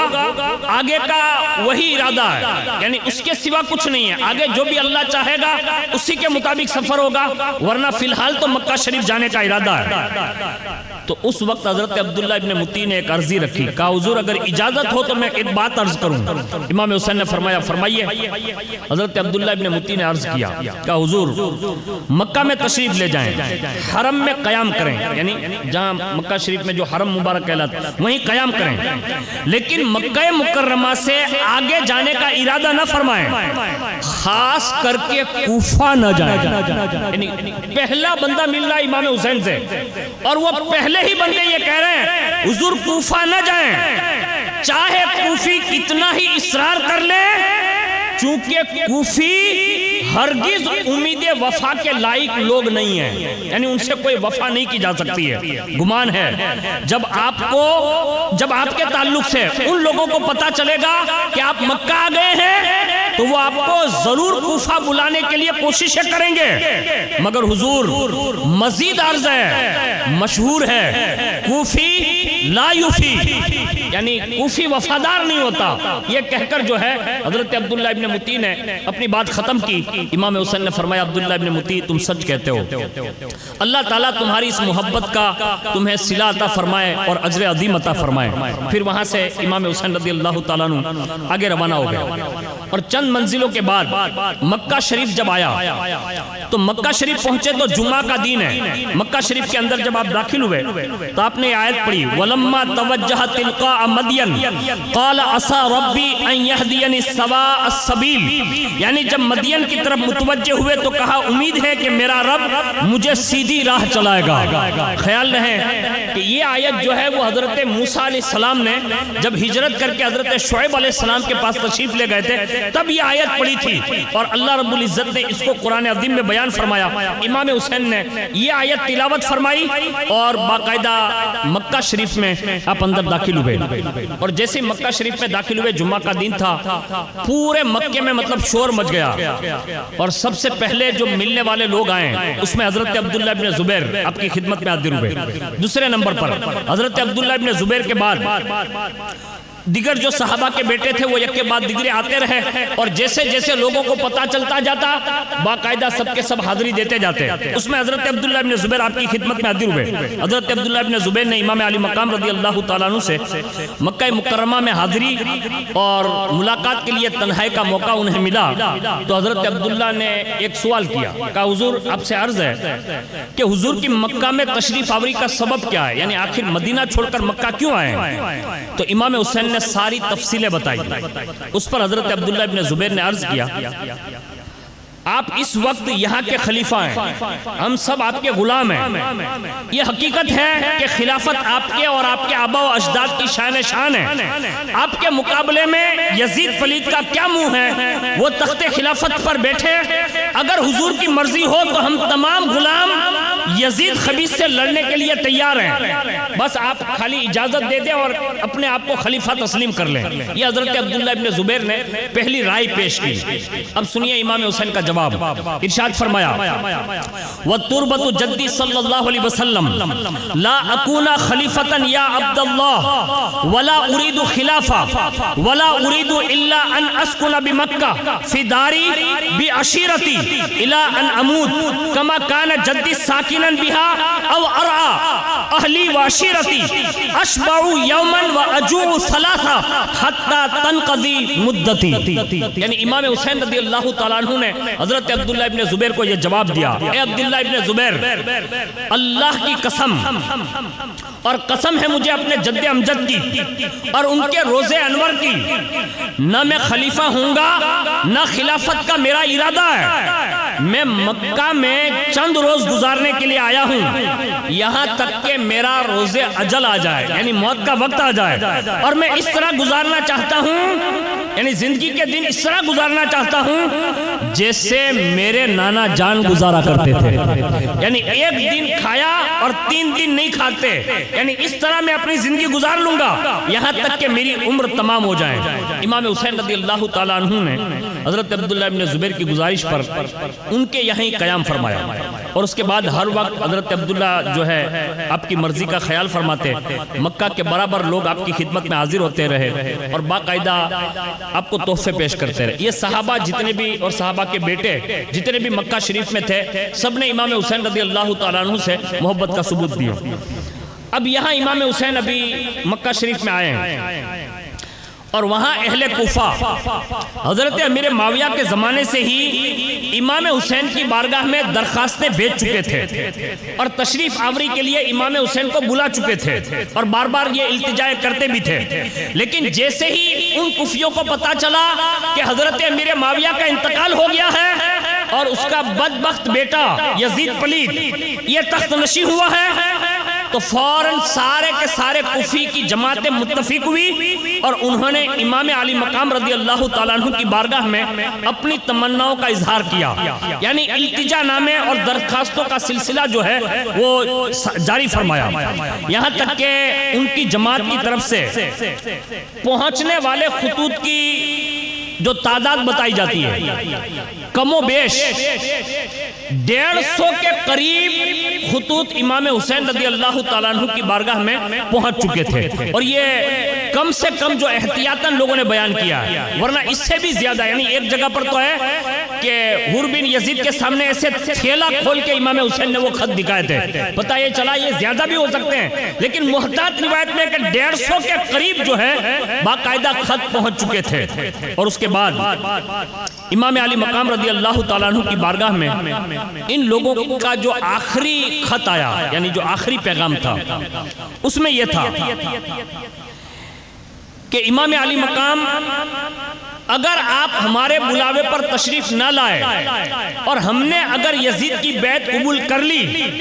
تو قیامت کے دن اللہ اور اس کے رسول اگر ہم سے پوچھیں گے کہ تم نے یزید کی بیعت کو کیوں قبول کیا، تو ہم سب یک زبان ہو کر کہیں گے کہ ہم نے تو تیرے محبوب کے نواسے کو دعوت دی تھی لیکن وہ تشریف نہیں لائے۔ یعنی اس طرح کے مفہوم کا ایک خط جب امام حسین کی بارگاہ میں پہنچا اور جب اللہ اور اس کے رسول کی پیشی کی بات آئی نا، تو پھر امام حسین رضی اللہ تعالیٰ عنہ نے مکہ سے کوفہ جانے کے لیے ارادہ فرما لیا۔ اب یہ جو میں ابھی یہ کہا نا کہ آئے اور اس کے بعد خط آئے، تو یہ 1-2 دن کا مسئلہ نہیں ہے، اس کو یاد رکھیے گا، اس کو بھی ذہن میں رکھنا ضروری ہے۔ جب ہم لوگ سناتے ہیں نا تو اس کو یوں نہ سمجھے کہ بس کل پہنچے اور پرسوں کے دن خط آنا شروع ہوئے اور 2-3 دن میں مطلب خط آ گئے اور امام حسین نکل گئے، ایسا نہیں ہے، بلکہ امام حسین شعبان میں مدینے سے نکلے، مکہ پہنچے، اور مکہ پہنچ کر شعبان، رمضان، شوال اور ذی القعدہ اور ذی الحج، یعنی 5 مہینے، اور ذی الحج کی بھی 8 یا 7 یہ حج کے جو ایام شروع ہوتے ہیں نا خاص، اس وقت وہاں سے پھر روان کیے کوفہ کی طرف۔ یعنی پتہ یہ چلا کہ مکہ شریف میں امام حسین کم و بیش 4 یا 4.5 یا 5 مہینے تک وہاں قیام فرمایا، یعنی وہاں رکے، اور اس کے ساتھ میں یہ سارے خطوط وہاں پہنچے، اور اس کے بعد امام حسین نے یہ فیصلہ فرمایا۔ آخر کار امام علی مقام رضی اللہ تعالیٰ عنہ نے جب یہ ساری باتیں اصحاب کو بتائی تو مسئلہ یہ درپیش آیا کہ صحابہ جو بڑے بڑے تھے اور ان کے جو بیٹے تھے، ان میں اکابر صحابہ کا نام لکھا، حضرت ابن عباس، حضرت ابن عمر، حضرت جابر، حضرت ابو سعید، حضرت ابو واقدی، یہ سب نے ایک رائے پیش کی، کہا حضور ان کوفیوں نے بھلے ہی خط بھیجے ہوں لیکن آپ کو جانے نہیں دیں گے، ہم آپ کو انکار کر رہے کہ آپ نہ جائیں، اس لیے کہ ان کوفیوں کے وعدے کا کوئی اعتبار نہیں ہے۔ امام حسین کی محبت اور شہادت، امام کی شہرت، ان سب حضرات کے دلوں میں بے چینی، بے قراری پیدا کر رہی تھی، کیونکہ وہ سب جانتے تھے کہ امام حسین کو آخرکار شہید ہی ہونا ہے، تو یہ بے قراری انہیں ستا رہی تھی، گویا کہ یہ یقین کرنے کی طرف تھے کہ کہیں ایسا نہ ہو جائے کہ اسی مرحلے میں امام حسین کو کہیں شہید نہ کر دیا جائے۔ یہ مرحلہ پیش ہونا تھا، لیکن یہ اندیشہ تھا، کنفرم تو فی الحال کسی کو معلوم نہیں۔ امام علی مقام کے سامنے سارے مسئلے پیش کیے اور انہوں نے یہ فیصلہ اور رائے یہ دی کہ ایک کام کرتے ہیں، آپ فوری طور پر نہ جائیں۔ تو کہا تو میں کیا کروں؟ تو جلیل القدر صحابہ کے اصرار پر ارشاد فرمایا کہ آپ اپنے خاندان میں بنو ہاشم میں سے کسی ایک فرد کو تلاش کرے جو آپ کے معتمد ہو، یعنی جس پر آپ کو پورا یقین اور بھروسہ ہو کہ وہ کوفہ جائیں اور وہاں کے حالات کو دیکھ لیں اور ملاحظہ کر لیں، اور حقیقی معنوں میں اگر لوگ آپ کے وکیل کے ہاتھ پر بیعت کرنے لگے تو پھر سوچیں گے کہ آپ کو جانے کی اجازت دی جائے یا نہ دی جائے، اس کے بعد آپ تشریف لے جائیں یا نہ لے جائیں، یہ پھر آپ کی مرضی پر چھوڑا جائے گا۔ امام حسین نے یہ مشورہ صحابہ کا پسند فرمایا اور فوری طور پر حضرت امام حسین رضی اللہ تعالیٰ عنہ نے حضرت امام مسلم رضی اللہ تعالیٰ عنہ کا انتخاب فرمایا اور فرمایا کہ میری وکالت لے کر، یعنی میرے نمائندہ بن کر حضرت مسلم بن عقیل کوفہ جائیں گے۔ اور جیسے یہ بات طے پائی، امام علی مقام رضی اللہ تعالیٰ عنہ نے حضرت مسلم کو تیار کیا، اور وہ روایت سنیے گا۔ روایت میں ملتا ہے کہ 15 رمضان، یہ حضرت امام مسلم کے جانے کی بات بتا رہا ہوں کہ 15 رمضان سن ہجری 60 امام حسین رضی اللہ تعالیٰ عنہ نے کوفہ سے آنے والے 3 قاصدوں، یعنی قیس بن سیداوی، عمارہ بن عبداللہ سلول، عبد الرحمن بن عبداللہ عز، ان کے ہمراہ حضرت امام حسین رضی اللہ حضرت امام امام حسین نے روانہ فرمایا. یعنی اسے پتہ یہ چلا کہ 15 رمضان کو ہی حضرت امام مسلم جو ہے کوفہ کے لیے روانہ ہو گئے تھے. اس میں ایک روایت یہ لکھی ہے کہ جیسے امام مسلم رضی اللہ تعالیٰ عنہ نے امام حسین رضی اللہ تعالیٰ عنہ کی ساری نصیحتیں سن لی, آخری سلام پیش کر لیا اور بات چیت ہوئی, تو مکہ شریف سے امام مسلم جو اس میں لکھا ہے کہ حضرت مسلم مکہ شریف سے سب سے پہلے مدینہ تشریف لے گئے. یعنی مکہ سے واپس مدینہ گئے اور سب سے پہلے روضہ رسول پر حاضری دی, ریاض الجنہ میں نوافل ادا فرمائے اور اس کے بعد اپنے گھر تشریف لائے, سارے حالات بتائے, اپنے کوفہ جانے کا بھی تذکرہ فرمایا اور آخری وصیت بھی اپنے گھر والوں کو فرمائی اور اپنے گھر والوں سے فرمایا فرمایا تم سب مکہ چلے جاؤ, وہاں امام حسین رضی اللہ تعالیٰ عنہ موجود ہیں, میں جب کوفہ سے خبر بھیجوں گا تو وہ مکہ سے کوفہ آئیں گے تو تم سب لوگ بھی امام حسین کے ساتھ کوفہ چلا آنا. یہ اپنے گھر والوں کو انہوں نے یہ نصیحت فرمائی. اس وقت امام مسلم رضی اللہ تعالیٰ عنہ کے 2 کمسن بچے یعنی چھوٹے چھوٹے بچے, ان میں سے ایک حضرت محمد اور ایک حضرت ابراہیم رضی اللہ تعالیٰ عنہما آپ کے ساتھ جانے کے لیے مچل گئے. آپ نے ان کی ضد اور اصرار پر ان دونوں کو بھی ساتھ لیا اور امام مسلم رضی اللہ تعالیٰ عنہ مدینہ طیبہ سے روانہ ہوئے. اب روانہ کب ہوئے تو وہ تاریخ میں لکھا ہے, وہاں 15 دن گھر رکے اور رمضان کے بعد یعنی عید کے بعد 5 شوال جب ہوئی تو آپ نے مدینہ شریف سے لے کر کوفہ تک کا سفر فرمایا. یعنی پھر وہ کوفہ وہاں 5 شوال کو نکلے, یعنی وہاں پہنچے اور وہاں جیسے پہنچے تو وہاں مختار ابن عبید ثقفی جس کو بعد میں آپ مابعد کربلا میں سنتے ہیں, تو اس کے گھر پر آپ نے قیام فرمایا اور کوفہ میں آپ کی تشریف آوی کی جیسے خبر سنی کہ حضرت امام مسلم تشریف لے آئے, حضرت امام مسلم تشریف لے آئے, تو لوگ آپ کی زیارت کے لیے آنے لگے اور باقاعدہ آپ نے یہ ظاہر فرمایا کہ مجھے امام حسین نے یہاں تمہاری محبت کو چیک کرنے دیکھنے کے لیے بھیجا ہے کہ کتنے لوگ امام حسین کے ہاتھ پر بیعت کرنے والے ہیں, اس لیے میں یہاں حاضر ہوا ہوں. تو جتنے بھی لوگ آتے گئے سب یک کے بعد دیگرے بیعت کرتے گئے امام حسین کے نام پر یعنی امام مسلم کے ہاتھ پر, اور وہ بیعت ہوتی رہی یہاں تک کہ کم و بیش 12,000 سے زیادہ لوگ یک کے بعد دیگرے بیعت کر چکے. یعنی امام مسلم کے ہاتھ پر لوگ مرید ہوئے امام حسین کے. اور اس کے بعد امام مسلم نے اہل عراق خاص کر کے اہل کوفہ اور سب لوگوں کی عقیدت جو امام حسین کے ساتھ تھی دیکھی, تو چند روز کے بعد آپ نے بھی عریضہ امام حسین کے نام پر حالات کی اطلاع دینے کے لیے لکھ دی اور فرمایا کہ ضرورت ہے کہ آپ جلد تشریف لائیں. یعنی امام حسین کے القابوں کے بعد لکھا آپ ضرور تشریف لے آئیں تاکہ بندگان خدا یزید پلید کے شر سے محفوظ رہیں, حق کی تائید ہو, مسلمان لوگ امام برحق کی بیعت سے مشرف اور فیضیاب ہو سکیں, یعنی فیس ٹو فیس آپ کے مرید ہو سکیں اور آپ کے ہاتھ پر ہاتھ دے سکیں. یہ امام حسین کو حضرت مسلم نے خط روانہ فرما دیا. اہل کوفہ کا یہ جوش اور خروش, یہ ساری چیزیں اس وقت جو کوفہ کے گورنر تھے جس کا نام تھا نعمان بن بشیر اور یہ صحابی رسول تھے, حکومت انہی کی تھی یعنی یزید پلید کے انڈر میں ہی تھے, لیکن انہوں نے کچھ کہا نہیں. لوگوں نے ان کو مطلع کیا کہ یہ جو امام مسلم آ کر یزید کے خلاف امام حسین کی بیعت لے رہے ہیں اس پر آپ کچھ کہتے نہیں. تو اہل کوفہ نے یہ بات جب نعمان بن بشیر کو بتائی تو آپ خاموش بیٹھے رہے, کچھ کہا نہیں. اور اس معاملے کی جب یہ باتیں اور آگے بڑھی تو ادھر مسلم بن یزید حضرمی عمارہ بن ولید بن عقبہ نے کوفہ سے خفیہ طریقے پر یزید کو اطلاع بھیج دی. یعنی اسی لوگوں کے اندر کچھ لوگ ایسے بھی تھے جو بظاہر تو امام مسلم کے ساتھ بیٹھتے تھے, لیکن پیچھے سے انہوں نے یزید کی حمایت میں خط لکھ دیا اور اس میں یہ لکھا کہ مسلم بن عقیل تشریف لے آئے, اہل کوفہ میں ان کی محبت عقیدت دن بہ دن جوش بڑھ رہا ہے اور ہزار لوگ یعنی 12,000 تو اسی دن ہو چکے تھے, تو کہا ہزار لوگ امام حسین کی بیعت کر چکے ہیں اور تمہارے گورنر نعمان بن بشیر ابھی تک کوئی کاروائی ان کے خلاف نہیں کی ہے اور کوئی تدبیر بھی نہیں لائے ہیں. اور یہ خط انہوں نے یزید کے پاس روانہ فرما دیا. جب وہ خط وہاں پہنچا یزید کو اطلاع ملی. اب ظاہر سی بات ہے کہ ملک شام کوفہ سے کوئی 5-10 کلومیٹر پر تو نہیں ہے، دور دراز ہے. اب وہاں اس کو وہ خط ملا، اور جیسے اس کو خط ملا تو اس نے اطلاع دی. اطلاع پاتے ہی اس نے ایک خط لکھا، اور اس میں ایک خط میں حضرت نعمان بن بشیر کا معزول نامہ لکھا سب سے پہلے کہ ان کو یہاں سے برخاست کرو. اس سے پتہ یہ چلا کہ کبھی کبھی اہل بیت اطہار کے محبوں اور عاشقوں کی آزمائش بھی ہوتی ہے. لوگ کبھی کبھی یہ سوچتے ہیں کہ میں نے یہ محرم میں تو امام حسین کے نام پر یہ کیا، میں نے امام حسین کے نام پر یہ کیا، میں نے امام حسین کے نام پر یہ کیا. جیسے 10ویں محرم گئی کوئی بڑی مصیبت آ گئی تو لوگ یہ کہتے ہیں کہ اتنا سب کچھ کیا پھر بھی یہ ہوا. یہ نعمان بن بشیر کی زندگی یہ بتا رہی ہے کہ امام مسلم کی خلاف آواز نہیں اٹھائی،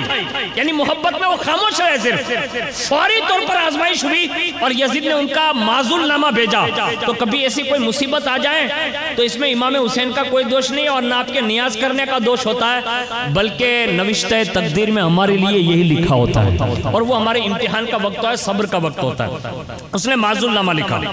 اور اس کی جگہ اس بدبخت جو دنیا کا بدترین انسان جس کا نام ہے عبید اللہ ابن زیاد،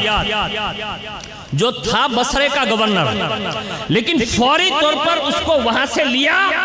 اور کہا کہ تو بصرہ چھوڑ اور کوفہ آ جا.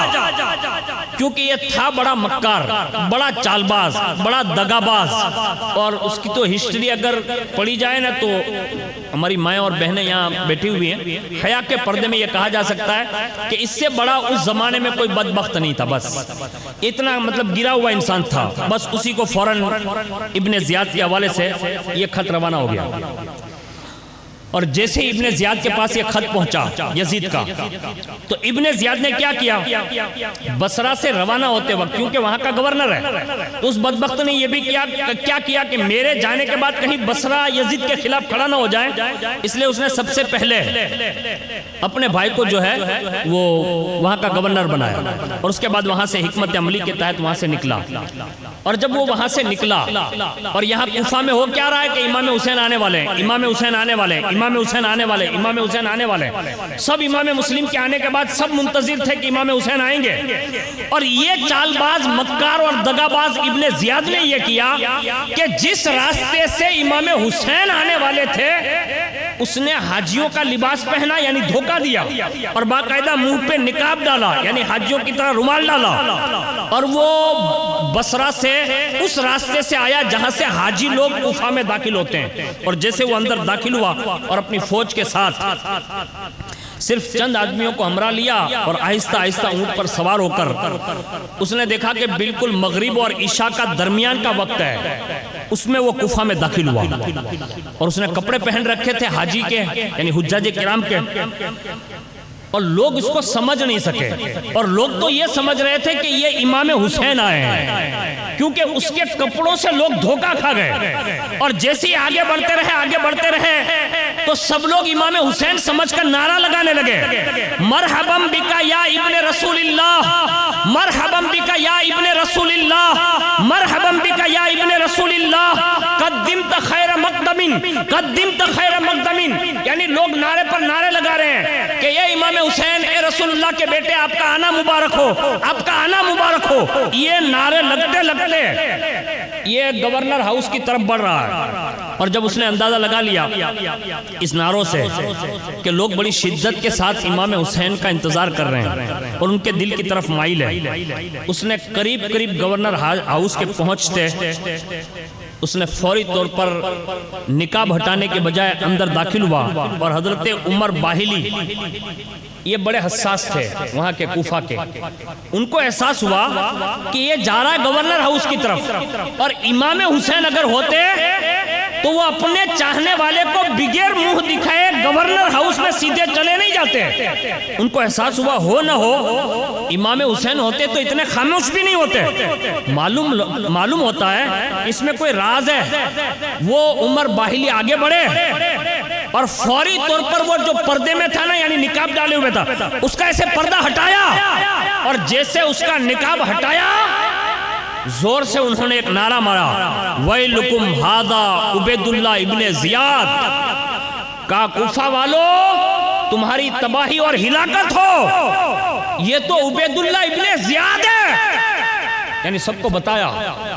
ابھی آواز سنتے ہی اہل کوفہ کے اوپر ایک مردونی مطلب چھا گئی، یعنی جیسے لوگ مردہ ہو گئے۔ عبیداللہ ابن زیاد فوری طور پر اندر دارالحکومت میں داخل ہوا، اور اس کے بعد جب صبح ہوئی، کیونکہ مغرب اور عشاء کے درمیان داخل ہوا تھا کوفہ میں، صبح جیسے ہوئی، رات اس نے کاٹی اور صبح ہوتی حضرت نعمان بن بشیر سے ملاقات کی، مزاج پرسی کی۔ اس کے بعد کہنے لگا حضرت نعمان بن بشیر سے کہ معاذ اللہ آپ نے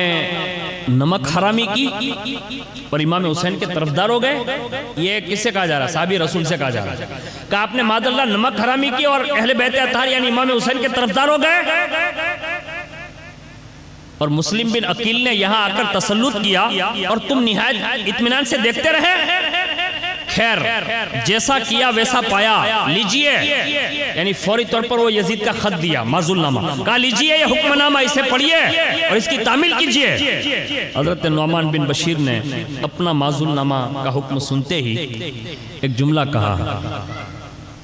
کہ اے ابن زیاد، اگر رسول اللہ کے بیٹوں کی طرفداری نمک حرامی کا کام ہے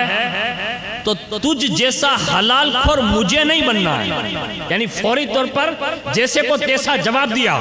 کہا ابن رسول اللہ کی طرفداری نمک حرامی کا کام ہے تو مجھے تجھ جیسا حلال خور نہیں بننا ہے، میں نے وفاداری سے کام لیا ہے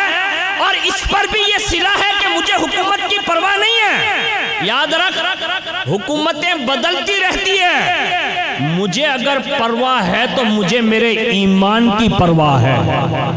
آپ سمجھ رہے ہیں میری بات؟ یہ نعمان بن بشیر یہ جملہ کہہ رہے ہیں، حکومتیں سب کچھ نہیں ہیں، میرا ایمان سب کچھ ہے۔ اور نعمان بن بشیر یہ کہہ کر اٹھ کر جانے لگے تو ابن زیاد نے آپ کو اپنے پاس نظر بند کر لیا کہ باہر جا کر یہ کہیں لوگوں کو بھڑکا ہی نہیں، اس نے نظر بند کر لیا، اس خیال سے روک لیا کہ کوئی فتنہ بپا نہ ہو۔ لیکن یہاں سے ہمیں اور آپ کو ایک بات یہ بھی سیکھنے کو ملی حضرت نعمان بن بشیر سے کہ جب انہیں معزول کر دیا گیا تو انہوں نے حکومت کو مد نظر نہیں رکھا، بلکہ انہوں نے رسول اللہ کی اہل بیت کی محبت کو مد نظر رکھا، ٹھیک ہے۔ دوسرے نمبر میں انہوں نے ایمان کا حوالہ دیا، یعنی خود یہ کہا کہ مجھے اپنے ایمان کی فکر ہے۔ یاد رکھیے گا ابھی جو ماحول چل رہا ہے اور ابھی جو پوری دنیا لیول پر امام حسین رضی اللہ تعالیٰ عنہ کے نام پر جو حالات بنتے جا رہے ہیں، اور یہ اہل سنت والجماعت میں یہ ساری چیزیں ہو رہی ہے، اس میں بعض کلمات جو ماتم بتائے جاتے ہیں نا، بجائے جاتے ہیں، اس میں بعض کلمات آپ دیکھنے جائیں گے تو باقاعدہ اہل بیت اطہار کی گستاخی کے بھی جملے ہیں، ہاں اس میں بے ادبی کے ہلکے جملے ہیں جس کو ہم اپنی زبان سے کبھی سننا کہنا بھی گوارا نہیں کرتے اور سننا بھی گوارا نہیں کرتے۔ ہمیں دوسروں کے طریقوں پر امام حسین کی منقبتیں سننے کی ضرورت نہیں ہے، ہمیں سننا ہے تو ہم انشاءاللہ اہل سنت والجماعت کی کہی ہوئی اور پڑھی ہوئی منقبتیں ہی بجائیں گے، اور یہ ہمیں کرنا ہوگا۔ ہمارے یہاں تو عورتیں بھی سبیل لگاتی ہے تو وہاں بھی ماتم بج رہا ہے، سبیل والے بھی پیٹیاں لگاتے ہیں تو وہاں بھی ماتم۔ آپ کو پتہ ہے کہ اس میں وہ کیا کہہ رہے ہوتے ہیں؟ آپ کسی عالم دین کو خالی جا کر سن کر بتائیے تو صحیح۔ آج ہمارے یہاں تو کیا بات، خالی مزاح ہوئی جو یہ باپو، یہ مزاح کا یہ داستان مزاح کی نہیں ہے، یہ مزے کی ہے ہی نہیں، یہ تو داستان کربلا۔ اگر امام حسین سے محبت ہے، ایک آنسو کا قطرہ اگر ایسے ہی بہ گیا اور وہ اگر بارگاہ الہی میں قبول ہو گیا تو ہماری قیامت تک کی نسلوں کے لیے وہ کافی ہو سکتا ہے۔ ہمیں کسی شیعہ اور رافضی لوگوں کے ماتم سننے کی ضرورت نہیں ہے، ہمارے پاس علماء ہیں، سادات ہیں، نعتخواں لوگ ہیں، اچھی سے اچھی خوبصورت آواز والے لوگ ہیں، ان سے سننا چاہیے۔ اور یاد رکھیے اللہ نہ کرے لوگ بجاتے محبت میں، اس میں دو رائے نہیں، لیکن اللہ نہ کرے اگر یہ بے ادبی والے جملوں سے اگر اہل بیت اطہار ہی ناراض ہو گئے تو آپ کیا کر لو گے؟ ہمیں یہ سوچنا چاہیے، کیونکہ ان کی ناراضگی جو ہے نا وہ اللہ اس کے رسول کی ناراضگی ہے، اس لیے ان چیزوں سے ہمیں آپ کو بھی بچنا ہوگا، اپنے آنے والی نسلوں کو بھی بچانا ہوگا۔ آگے سنیے، پھر ابن زیاد نے کوفہ کے سارے لوگوں کو جامع مسجد کوفہ میں بلایا، جمع کیا۔ تھوڑی دیر ہوئی تو پوری جمعہ مسجد کوفہ کی بھر گئی۔ اس میں ایک بھی بندہ مطلب باقی رہے، یعنی جگہ باقی رہے، ایسا نہیں ہوا۔ پھر ابن زیاد منبر پر چڑھا اور لوگوں کو سخت لہجے میں اور لشکر یزید کا ڈر کوفی لوگوں کے سامنے اس نے مطلب یہ بیان کیا، یہاں تک کہ ابن زیاد کے یہ 2-3 جملے اور اس کی تقریر سے سارے کے سارے لوگ مسجد میں ایسے کانپنے لگے، کیونکہ یہ بدبخت تھا بھی ایسا، یعنی اتنا مطلب مکر تھا اور اتنا مطلب دھوکے باز تھا اور اتنا لوگوں کو مارتا تھا، ظلم کرتا تھا، جس کی بنیاد پر لوگ کانپنے لگے۔ تو لوگ یہ سوچ رہے تھے کہ اب یہ ہمارے ساتھ کیا کرے گا، یہ تو ٹھیک ہے، اب امام حسین جو آنے والے ہیں ان کے ساتھ کیا ہوگا، لوگوں کو یہ بھی فکر ہے۔ اور سارا کا سارا اس نے مطلب خطاب کرتے ہوئے وہ کہنے لگے، کوفی لوگ آپس میں جب خطاب سن لیا تو کہتے تھے جاتے ہوئے، کہتے تھے یہ تو 2 بادشاہوں کی لڑائی ہے معاذ اللہ۔ یہ جملے کہہ کر کوفی لوگ اپنے مطلب مسجد سے نکلے، کہا یہ تو 2 بادشاہوں کی لڑائی ہے، ہمیں اس سے کیا بحث، ہم تو کسی معاملے میں دخل اندازی نہ کریں گے، ہمیں نہ تو امام مسلم کا ساتھ دینا ہے اور نہ یزید کی مخالفت کرنی ہے۔ یعنی یہ کہہ کر بیچ والا راستہ نکال کر سارے لوگ جو ہے جامع مسجد سے جا رہے ہیں۔ مختصر یہ ہوا کہ یہ ظہر کی نماز میں یہ اس نے جمع کیا تھا، اور جیسے ہی عصر کی نماز کا وقت آیا تو حضرت مسلم جو ہے وہ مسجد میں تشریف لائے، تو آپ تنہا تھے، آپ کے ساتھ کوئی نہیں تھا۔ جب نماز سے فارغ ہوئے باہر نکلے تو دیکھا کہ ایک لڑکا مسجد کے دروازے پر نظر آیا، آپ نے اسے فرمایا بیٹا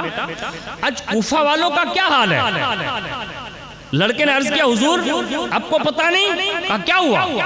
کہا یزید کے حکم سے عبید اللہ بن زیاد کوفہ میں آ چکا ہے اور اس نے نعمان بن بشیر کو معزول کر دیا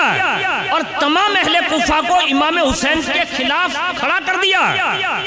جیسے ہی آپ سننے لگے تو ایک دم حیران رہ گئے، کون؟ امام مسلم۔ پھر خیال آیا میں نے تو امام حسین کو بلانے کے لیے خط بھیج دیا اور وہ میرا خط ملتے ہی وہاں سے روانہ ہو جائیں گے، اب کیا کروں؟ یعنی خود کی جان کی پرواہ، یعنی اپنی جان کی سوچوں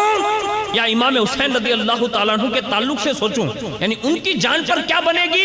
یہ بھی فکر لائق ہو گئی۔ کن کو؟ حضرت امام مسلم کو۔ بس حضرت امام مسلم اسی شش و پنج میں تھے کہ خیال آیا کوفہ کے سردار میں ایک بہت بڑے سردار تھے وہاں جس کا نام تھا ہانی بن عروہ، جو محب اہل بیت تھے، ان کے یہاں تشریف لے گئے۔ اور اسی بات کو حضرت علامہ ابو اسحاق اسفرائینی نے ایک روایت اور نقل کی ہے کہ حضرت امام مسلم جب ہانی کے گھر تشریف لائے تو اس وقت ہانی بیمار تھے، اور امام مسلم رضی اللہ تعالیٰ عنہ کی آواز سنتے ہی بڑی تعظیم کے ساتھ اٹھے اور اپنے مکان کے اندر انہیں تشریف لے آئے اور اندر بٹھایا، اور اس کے بعد سارا قصہ جو ہے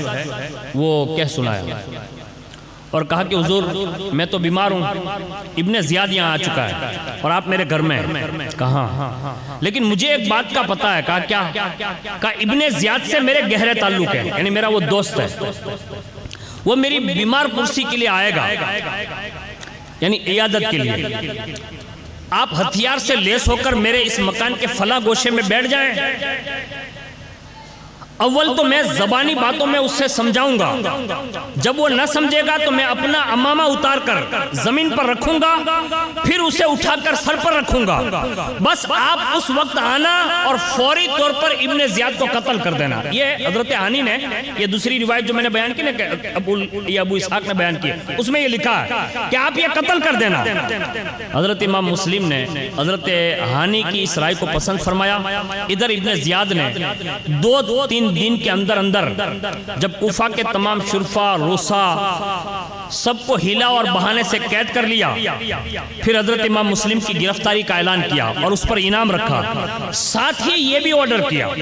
کہ حضرت ہانی کا کیا خیال ہے، یعنی ان کا خیال ہے اور ان کا کیا حال ہے۔ لوگوں نے پوچھا حضرت ہانی کا حال یہ ہے کہ وہ بیمار ہے اس لیے آپ سے ملنے کے لیے نہیں آئے۔ تو جیسے یہ سنا نا اس نے تو کہا کہ میں خود ان سے مل لیتا ہوں۔ جب آپ کے پاس وہ آیا، کون؟ ابن زیاد، حضرت ہانی کے گھر، تو آپ نے پوچھا کہ ابن زیاد کوفہ کس غرض سے آیا ہے؟ ابن زیاد نے کہا مسلم بن عقیل نے امام حسین کی طرف سے سخت فتنہ پھیلایا معاذ اللہ، اس کو ختم کرنے کے لیے میں یہاں کا حاکم مقرر کیا گیا ہوں۔ حضرت ہانی نے کہا ابن زیاد کیا تمہارے نزدیک حضرت مسلم بن عقیل اور حضرت امام حسین معاذ اللہ فتنہ پرور ہیں؟ ابن زیاد نے برجستہ کہا ہاں اگرچہ وہ ابن رسول اللہ ہے مگر حاکم سے مخالفت کرنے والا واجب القتل ہوتا ہے. یہ جملہ ابن زیاد کہتا ہے. حضرت ہانی خاموش ہو گئے اور سمجھ گئے کہ یہ وہ دنیا کا خبیث ترین انسان ہے جس کا ایمان نکل چکا ہے. یعنی یہ حضرت ہانی نے اندازہ اس کے جملے سے لگا لیا. تو آپ نے اپنے سر سے امامہ اتار کر زمین پر رکھا, پھر سر پر رکھا, امام مسلم کا انتظار کیا. جب امام مسلم نہیں آئے نکل کر تو سمجھا کہ امام مسلم کی نظر میرے امامے پر نہیں پڑی. دوبارہ اتارا, پھر سر پر رکھا, امام مسلم نہ آئے. حضرت ہانی بے قرار ہو گئے اور 2 شعر پڑھے. ابن زیاد متحیر ہو کر پوچھنے لگا اس وقت آپ کا مزاج کیسا ہے؟ حضرت ہانی نے تو کچھ جواب نہیں دیا, البتہ آپ کی بیمار پرسی کرنے والوں نے یہ کہہ کر بات ٹال دی کہ ہر روز دوپہر کا جب وقت ہوتا ہے تو ہانی ایسے ہی اشعار گنگنانے لگتے ہیں. ابن زیاد کہتا ہے وہ افسوس کرنے لگا اور وہاں سے اٹھا اور قیام گاہ سے مطلب واپس ہو گیا اور وہ گورنر ہاؤس میں چلا گیا. ابن زیاد جیسے باہر نکلا حضرت امام مسلم باہر تشریف لائے. حضرت ہانی نے حضرت امام مسلم سے پوچھا اور عرض کیا حضور یہ آپ نے کیا کیا, کیا ہوا؟ کہا ابھی تمام بلائیں جو کوفہ پر نازل ہونے والی ہے وہ سب ٹل جاتی ہے ابھی. کہا کیسے؟ کہا یہ وقت جو آپ نے نکال دیا میں نے تو آپ کو سمجھا کر بھیجا تھا, اب یہ صدمہ جو ہے نا وہ زندگی بھر باقی رہے گا. اب فکر کریں کہ اب آپ کا شہزادے جو امام حسین کے ساتھ آ رہے ہیں ان کا ان سب کا پھر کیا ہوگا؟ یعنی آپ میرے اشارے پر اگر اس کو قتل کر دیتے تو مسئلہ ہی ختم ہو جاتا. لیکن قربان جائیں رسول اللہ کے گھر کے بیٹے جو ہوتے ہیں نا, خاندان کے لوگ, ان کا قانون دیکھیے, ان کا انصاف دیکھیے, عدل دیکھیے. انہوں نے جو جملے کہے تاریخ میں لکھا ہے کہ حضرت امام مسلم نے جب یہ ساری باتیں حضرت ہانی کی سن لی تو ارشاد فرمایا ہانی جو تمہارا اور ہمارا خیال تھا وہ صرف خیال تھا. کیا کہا؟ یعنی ہم نے جو دونوں نے پلان بنایا تھا وہ صرف ہمارا خیال تھا مگر اللہ نے کچھ اور ہی سوچ کے رکھا ہوگا جو اس کی شان ہے. جب تمہارے اشارے کرنے پر سنو, جب تم نے پہلی بار اشارہ کیا تو میں نے طاقت لگائی, میں اٹھا تو کسی نے زور سے میری کمر پکڑ لی اور آواز آئی مسلم ہرگز نہیں, تقدیر الہی کچھ اور ہے. بس آپ فرماتے ہیں ہانی میں مجبور ہو کر بیٹھ گیا. دوسری بار جب اٹھا تو پھر وہی آواز آئی. پھر فرماتے ہیں جب تیسری بار اٹھا پھر وہی آواز آئی اور صاف صاف الفاظ میں کہا گیا ابھی اس کا پیمانہ عمر لبریز نہیں ہوا ہے, ابھی اس کی بدعمالیوں کا پیالہ یعنی گھڑا بھرا نہیں ہے, ہرگز نہ جاؤ, خاموش بیٹھ جاؤ. بس حضرت مسلم فرماتے جب میں نے یہ صاف کلمات سنے تو میں بیٹھ گیا اور مجھ میں کوئی طاقت نہ رہی. حضرت ہانی نے یہ سن کر کہا بندے کی کچھ مجال نہیں, جو بھی ہوگا وہ اللہ کی مرضی کے مطابق ہوگا. خیر حضور والا میرے گھر میں آپ تشریف فرما رہے ہیں, جو ہوگا وہ آگے دیکھا جائے گا. اب یہ حضرت ہانی کے گھر پہ حضرت مسلم ہے, کسی کو پتہ نہیں ہے اور باقاعدہ پورے کوفہ میں حضرت مسلم کی تلاش شروع ہو گئی. تلاش کرتے کرتے جب سب لوگ تھک گئے یعنی کہیں بھی حضرت مسلم کا پتہ نہ چلا تو ابن زیاد نے ایک جاسوس جس کا نام تاریخ میں بتایا جاتا ہے معقل, وہ جاسوسی کرنے لگا. اور جاسوسی کرتے کرتے اس نے دیکھا کہ جو مسجد کے کونے میں ایک بزرگ تھے حضرت مسلم بن اوسجا اسدی, وہ بڑے اچھے نمازی اور نماز پڑھ کے وہیں بیٹھے رہتے اور بڑے نیکوکار تھے. جب سب نماز پھیر کے سلام پھیر کے چلے گئے وہ بیٹھے رہے تو یہ موکل ان کے قریب گیا اور جا کر اس نے جاسوسی کی. اور جاسوسی کیا ہوتی ہے؟ ظاہر میں جو بولتا ہے ایسا ہوتا نہیں ہے, اندر کچھ اور ہوتا ہے اور وہ یہ ان کے منہ سے نکلوانا چاہتا ہے, جھوٹ بول کر سچ اگلوانا چاہتا ہے. یعنی جھوٹ بولے گا اگلوائے گا سچ, یہ کہہ کر وہ جاسوس بن کر آیا اور حضرت مسلم بن اوسجا سے کہا کہ میں ملک شام سے آیا ہوں. حالانکہ تھا وہ کوفے کا ہی لیکن تھا جاسوس. اس نے کہا میں ملک شام سے آیا ہوں, محب اہل بیت ہوں, مجھے جب بھی امام حسین کی زیارت کا شوق ہوتا ہے تو میں ان کی خدمت میں حاضر ہو جاتا ہوں. ابھی جب میں مکہ میں ان کی زیارت کے لیے حاضر ہوا تو انہیں بہت فکر مند پایا, یعنی امام حسین کو میں نے فکر مند پایا. تو میں نے پوچھا کہ آپ کیوں فکر مند ہے؟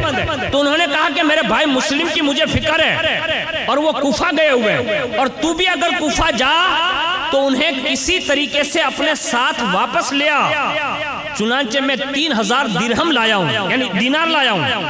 تاکہ اگر روپیے کی ضرورت پڑے تو مجبور نہ ہو جاؤں۔ اگر آپ کو ان کا پتہ معلوم ہو تو مجھے بتائیں تاکہ میں دشمنوں کے چنگل سے نکال کر حضرت مسلم کو کوفہ سے مکہ لے جاؤں۔ یہ جاسوس بولا حضرت مسلم بن اوسجا کے سامنے۔ اب حضرت مسلم بن اوسجا پہلے تو کچھ شبہ ہوا، لیکن پھر موکل کی جو چرب زبانی کے جو الفاظ تھے، ان باتوں کا یقین کر لیا کہ ہو سکتا ہے کہ یہ محبان اہل بیت میں سے ہو۔ تو کہا ٹھیک ہے، میں تجھے حضرت مسلم کا پتہ بتاتا ہوں، اور سیدھے حضرت مسلم بن اوسجا جو ہے اپنے ہمراہ حضرت ہانی کے گھر اس موکل کو لے آیا، اور موکل نے بھی پورے اطمینان کے ساتھ، جو جاسوس تھا اس نے 3000 درہم امام مسلم کو پیش کیے، نہایت اطمینان سے بس وہ ساری باتیں جو اس کو کرنی تھی وہ کر لی، اور وہاں سے وہ واپس پلٹا اور سیدھا گورنر ہاؤس میں گیا، اور جا کر ابن زیاد کے سامنے ساری باتیں اس نے بتا دی کہ امام مسلم کا پتہ یوں ان لوگوں نے لگایا کہ حضرت ہانی کے گھر میں۔ ابن زیاد نے اس وقت فوری طور پر آرڈر جاری کیا، اور وہ آرڈر یہ تھا: محمد بن اشعث کندی، اسما ابن خارجہ فرازی، عمر ابن حجاز دیناری کو حکم دیا کہ حضرت ہانی کو ہمارے پاس لے آؤ۔ یہ تینوں جس وقت حضرت ہانی کے مکان پر پہنچے تو دروازے پر ہی مل گئے۔ ابن زیاد کا پیغام سنتے ہی کھٹک گئے اور سمجھ گئے کہ دال میں کچھ کالا ہے۔ محمد بن اشعث سے کہا کہ تم چلو، میں ابھی آتا ہوں۔ گھر کے اندر آ کر سارا قصہ حضرت مسلم کو بتا دیا، اور پھر غسل فرمایا، کپڑے تبدیل کیے، تلوار لی، کمر پر باندھی، اور امام مسلم سے ایک عرضی پیش کی کہ حضور گواہ رہیے گا، میں اب شاید زندہ واپس نہیں آؤں گا۔ یعنی حضرت ہانی نے یہ جملہ کہا، شاید میں زندہ واپس نہ آؤں، آپ کو اللہ کے سپرد کرتا ہوں اور یہ گھر آپ کے سپرد کرتا ہوں۔ پھر سلام کیا، قدم بوسی کی، اور قدم چور کر حضرت ہانی جو ہے ان تینوں کے ساتھ میں نکلے۔ ابن زیاد کے سامنے پہنچے، اس نے کوئی توجہ نہ دی۔ آپ نے سلام کیا تو بڑی ترش روئی سے کہنے لگا، ہانی تم نے دشمن یزید مسلم بن عقیل کو اپنے گھر میں بٹھا رکھا ہے، اس پر میری دوستی کے دعوے دار ہو اور سامان جنگ خرید کر ان کی قوت بڑھا رہے ہو، اور یہ سمجھتے ہو کہ مجھے اس کی خبر نہیں۔ حضرت ہانی بن عروہ نے فرمایا، یہ سب لغو ہے، بہتان ہے، تمہیں ایسی باتیں کرنا زیب نہیں دیتا۔ اس پر ابن زیاد نے اسی وقت اس جاسوس کو جو ہے باہر لا کر سامنے کر دیا، اور کہا یہ دیکھو، یہ یعنی وہ مسلم بن اوسجا جو لے کر آئے تھے نا اس کو، موکل کو، وہ دکھایا۔ جیسے موکل پر نظر گئی تو حضرت ہانی نے فرمایا، خبیث، یہ سارا تیش جو ہے وہ تیرا ہی کیا دھرا ہے۔ فرمایا، مردود، اے دغاباز، اے حرام خور، یہ سب تیری ہی آگ لگائی ہوئی، یعنی اس جاسوس سے کہا۔ ابن زیاد کہنے لگا، ہانی موکل کو کچھ نہ کہو، بس خیریت اسی میں ہے کہ حضرت امام مسلم کو ہمارے سامنے لا کر کھڑا کر دو، یعنی پیش کر دو، ورنہ یاد رکھو تمہیں ماں گھر یعنی گھر کے ساتھ نیست و نابود کر دوں گا، اور یہ پہلے کی دوستی کا سبب ہے کہ میں اتنی رعایت دے رہا ہوں، ورنہ میں تمہیں ابھی قتل کر دیتا۔ تو اس وقت حضرت ہانی سمجھ گئے تھے کہ اب یہ تو ہے ہی ایسا، تو فوری طور پر فرمایا، خبیث، میری دوستی کا تجھے پاس و لحاظ ہے اور رسول اللہ کے نواسوں کا خیال نہیں ہے، یعنی تو حضور کی نسل کا خیال نہیں کرتا اور خدا اور رسول کی محبت کا تجھے پاس و لحاظ نہیں ہے۔ اگر تو نے مجھے قتل کیا تو کوفہ سے دمشق تک، یعنی یہ حضرت ہانی کا ایک خاندان تھا نا وہاں، تو کیا کہا اگر تو نے مجھے قتل کیا تو کوفہ سے دمشق تک خون کے دریا بہ جائیں گے، یعنی تو یہ نہ سمجھنا کہ میں اکیلا ہوں، میرا پورا خاندان ہے۔ یہ سن کر ابن زیاد جو ہے نا وہ تھوڑا سا لرزا، لیکن تھا غصے میں، اس نے لکڑی اٹھائی اور سیدھا اٹھا کر زور سے حضرت ہانی کے سر پر ماری، اور جیسے سر پر ماری سر پھٹا، خون بہنے لگا، ریش مبارک رنگین ہو گئی۔ حضرت ہانی نے بھی تلوار پر مطلب ہاتھ مارا، یعنی نکالنا چاہا، اور جیسے ہاتھ مار کر ابن زیاد کو مارا تو وہ بھی زخمی ہوا، اس کا بھی ریشمی جبہ جو ہے وہ خون آلود ہوا۔ موکل خبیث نے ابن زیاد کی مدد کرنا چاہی تو حضرت ہانی نے ایک تلوار کا ایسا وار کیا کہ موکل کا سر وہیں ختم کر دیا، یعنی وہ قلم کر دیا۔ اور اس کے بعد حضرت ہانی اپنی شجاعت دکھاتے رہے، یہاں تک کہ درباریوں نے آ کر ان نامردوں نے جو ہے آپ کو گھیر لیا۔ اب ایک شخص مقابلہ بھی کتنا کر سکتا ہے؟ اس کے سوا ابن زیاد کے کہنے پر اس کے درباری جو ہے وہ حضرت ہانی پر ٹوٹ پڑے، اور حضرت ہانی بھی زخمی شیر کی طرح ان پر پلٹے اور زوروار وار بھی کیے تلوار کے، لیکن ابن زیاد کے 22 آدمی جو حضرت ہانی کے ذریعے جہنم رسید ہوئے، اور ابن زیاد نے نازک صورتحال دے کر دارالامامت کے دروازے پر، کوفہ کے اس دروازے پر چڑھ کر چلانا شروع کیا،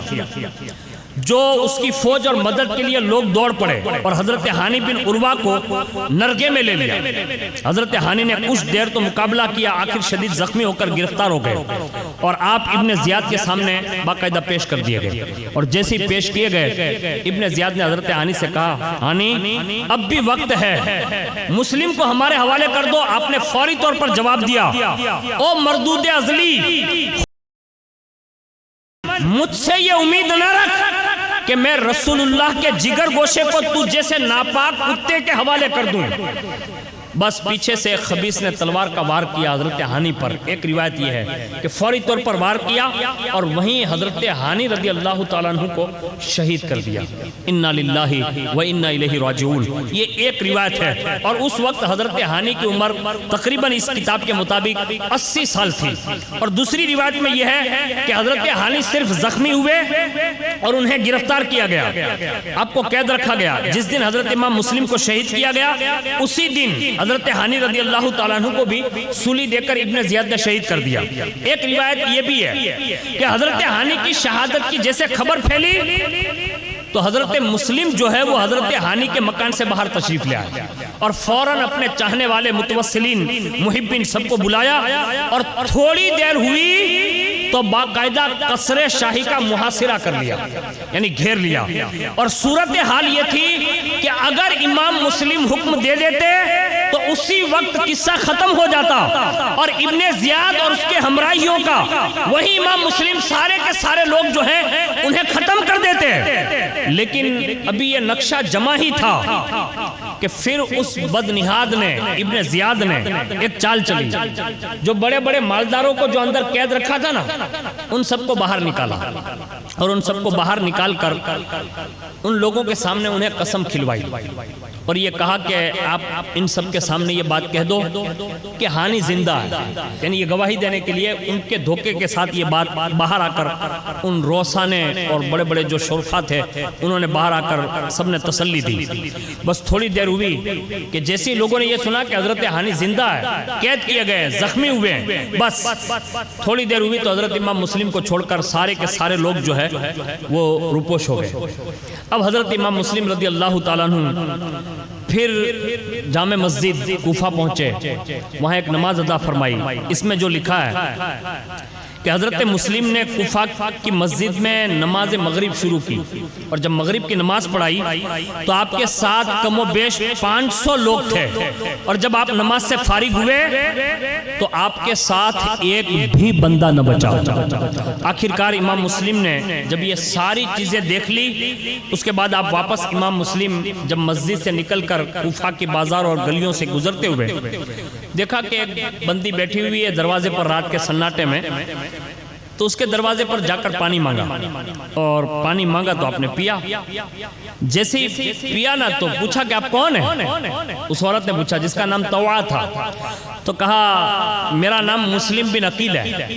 اب وہ محب اہل بیت تھی، اس نے سوچا کہ اوہ لوگ امام مسلم کو اپنے گھر لے جانے کے لیے ابھی تک ترس رہے تھے، اسے تو یہ پتہ ہی نہیں تھا کہ یہاں یہ سب کچھ ہو گیا، تو بیچاری یہ سمجھ رہی تھی کہ امام مسلم آئے ہیں تو چلو نا میرے گھر پہ۔ تو کہا حضور آپ ہیں؟ کہا ہاں۔ وہ تو بڑی خوش ہو گئی اور اس نے فوراً اپنا دروازہ کھولا، اندر بستر لگایا، اور امام مسلم رضی اللہ تعالیٰ عنہ کو بطور مہمان رات کے سناٹے میں جو ہے وہ اپنے گھر میں لے گئی۔ تھوڑی دیر ہوئی تو اس کا بیٹا آیا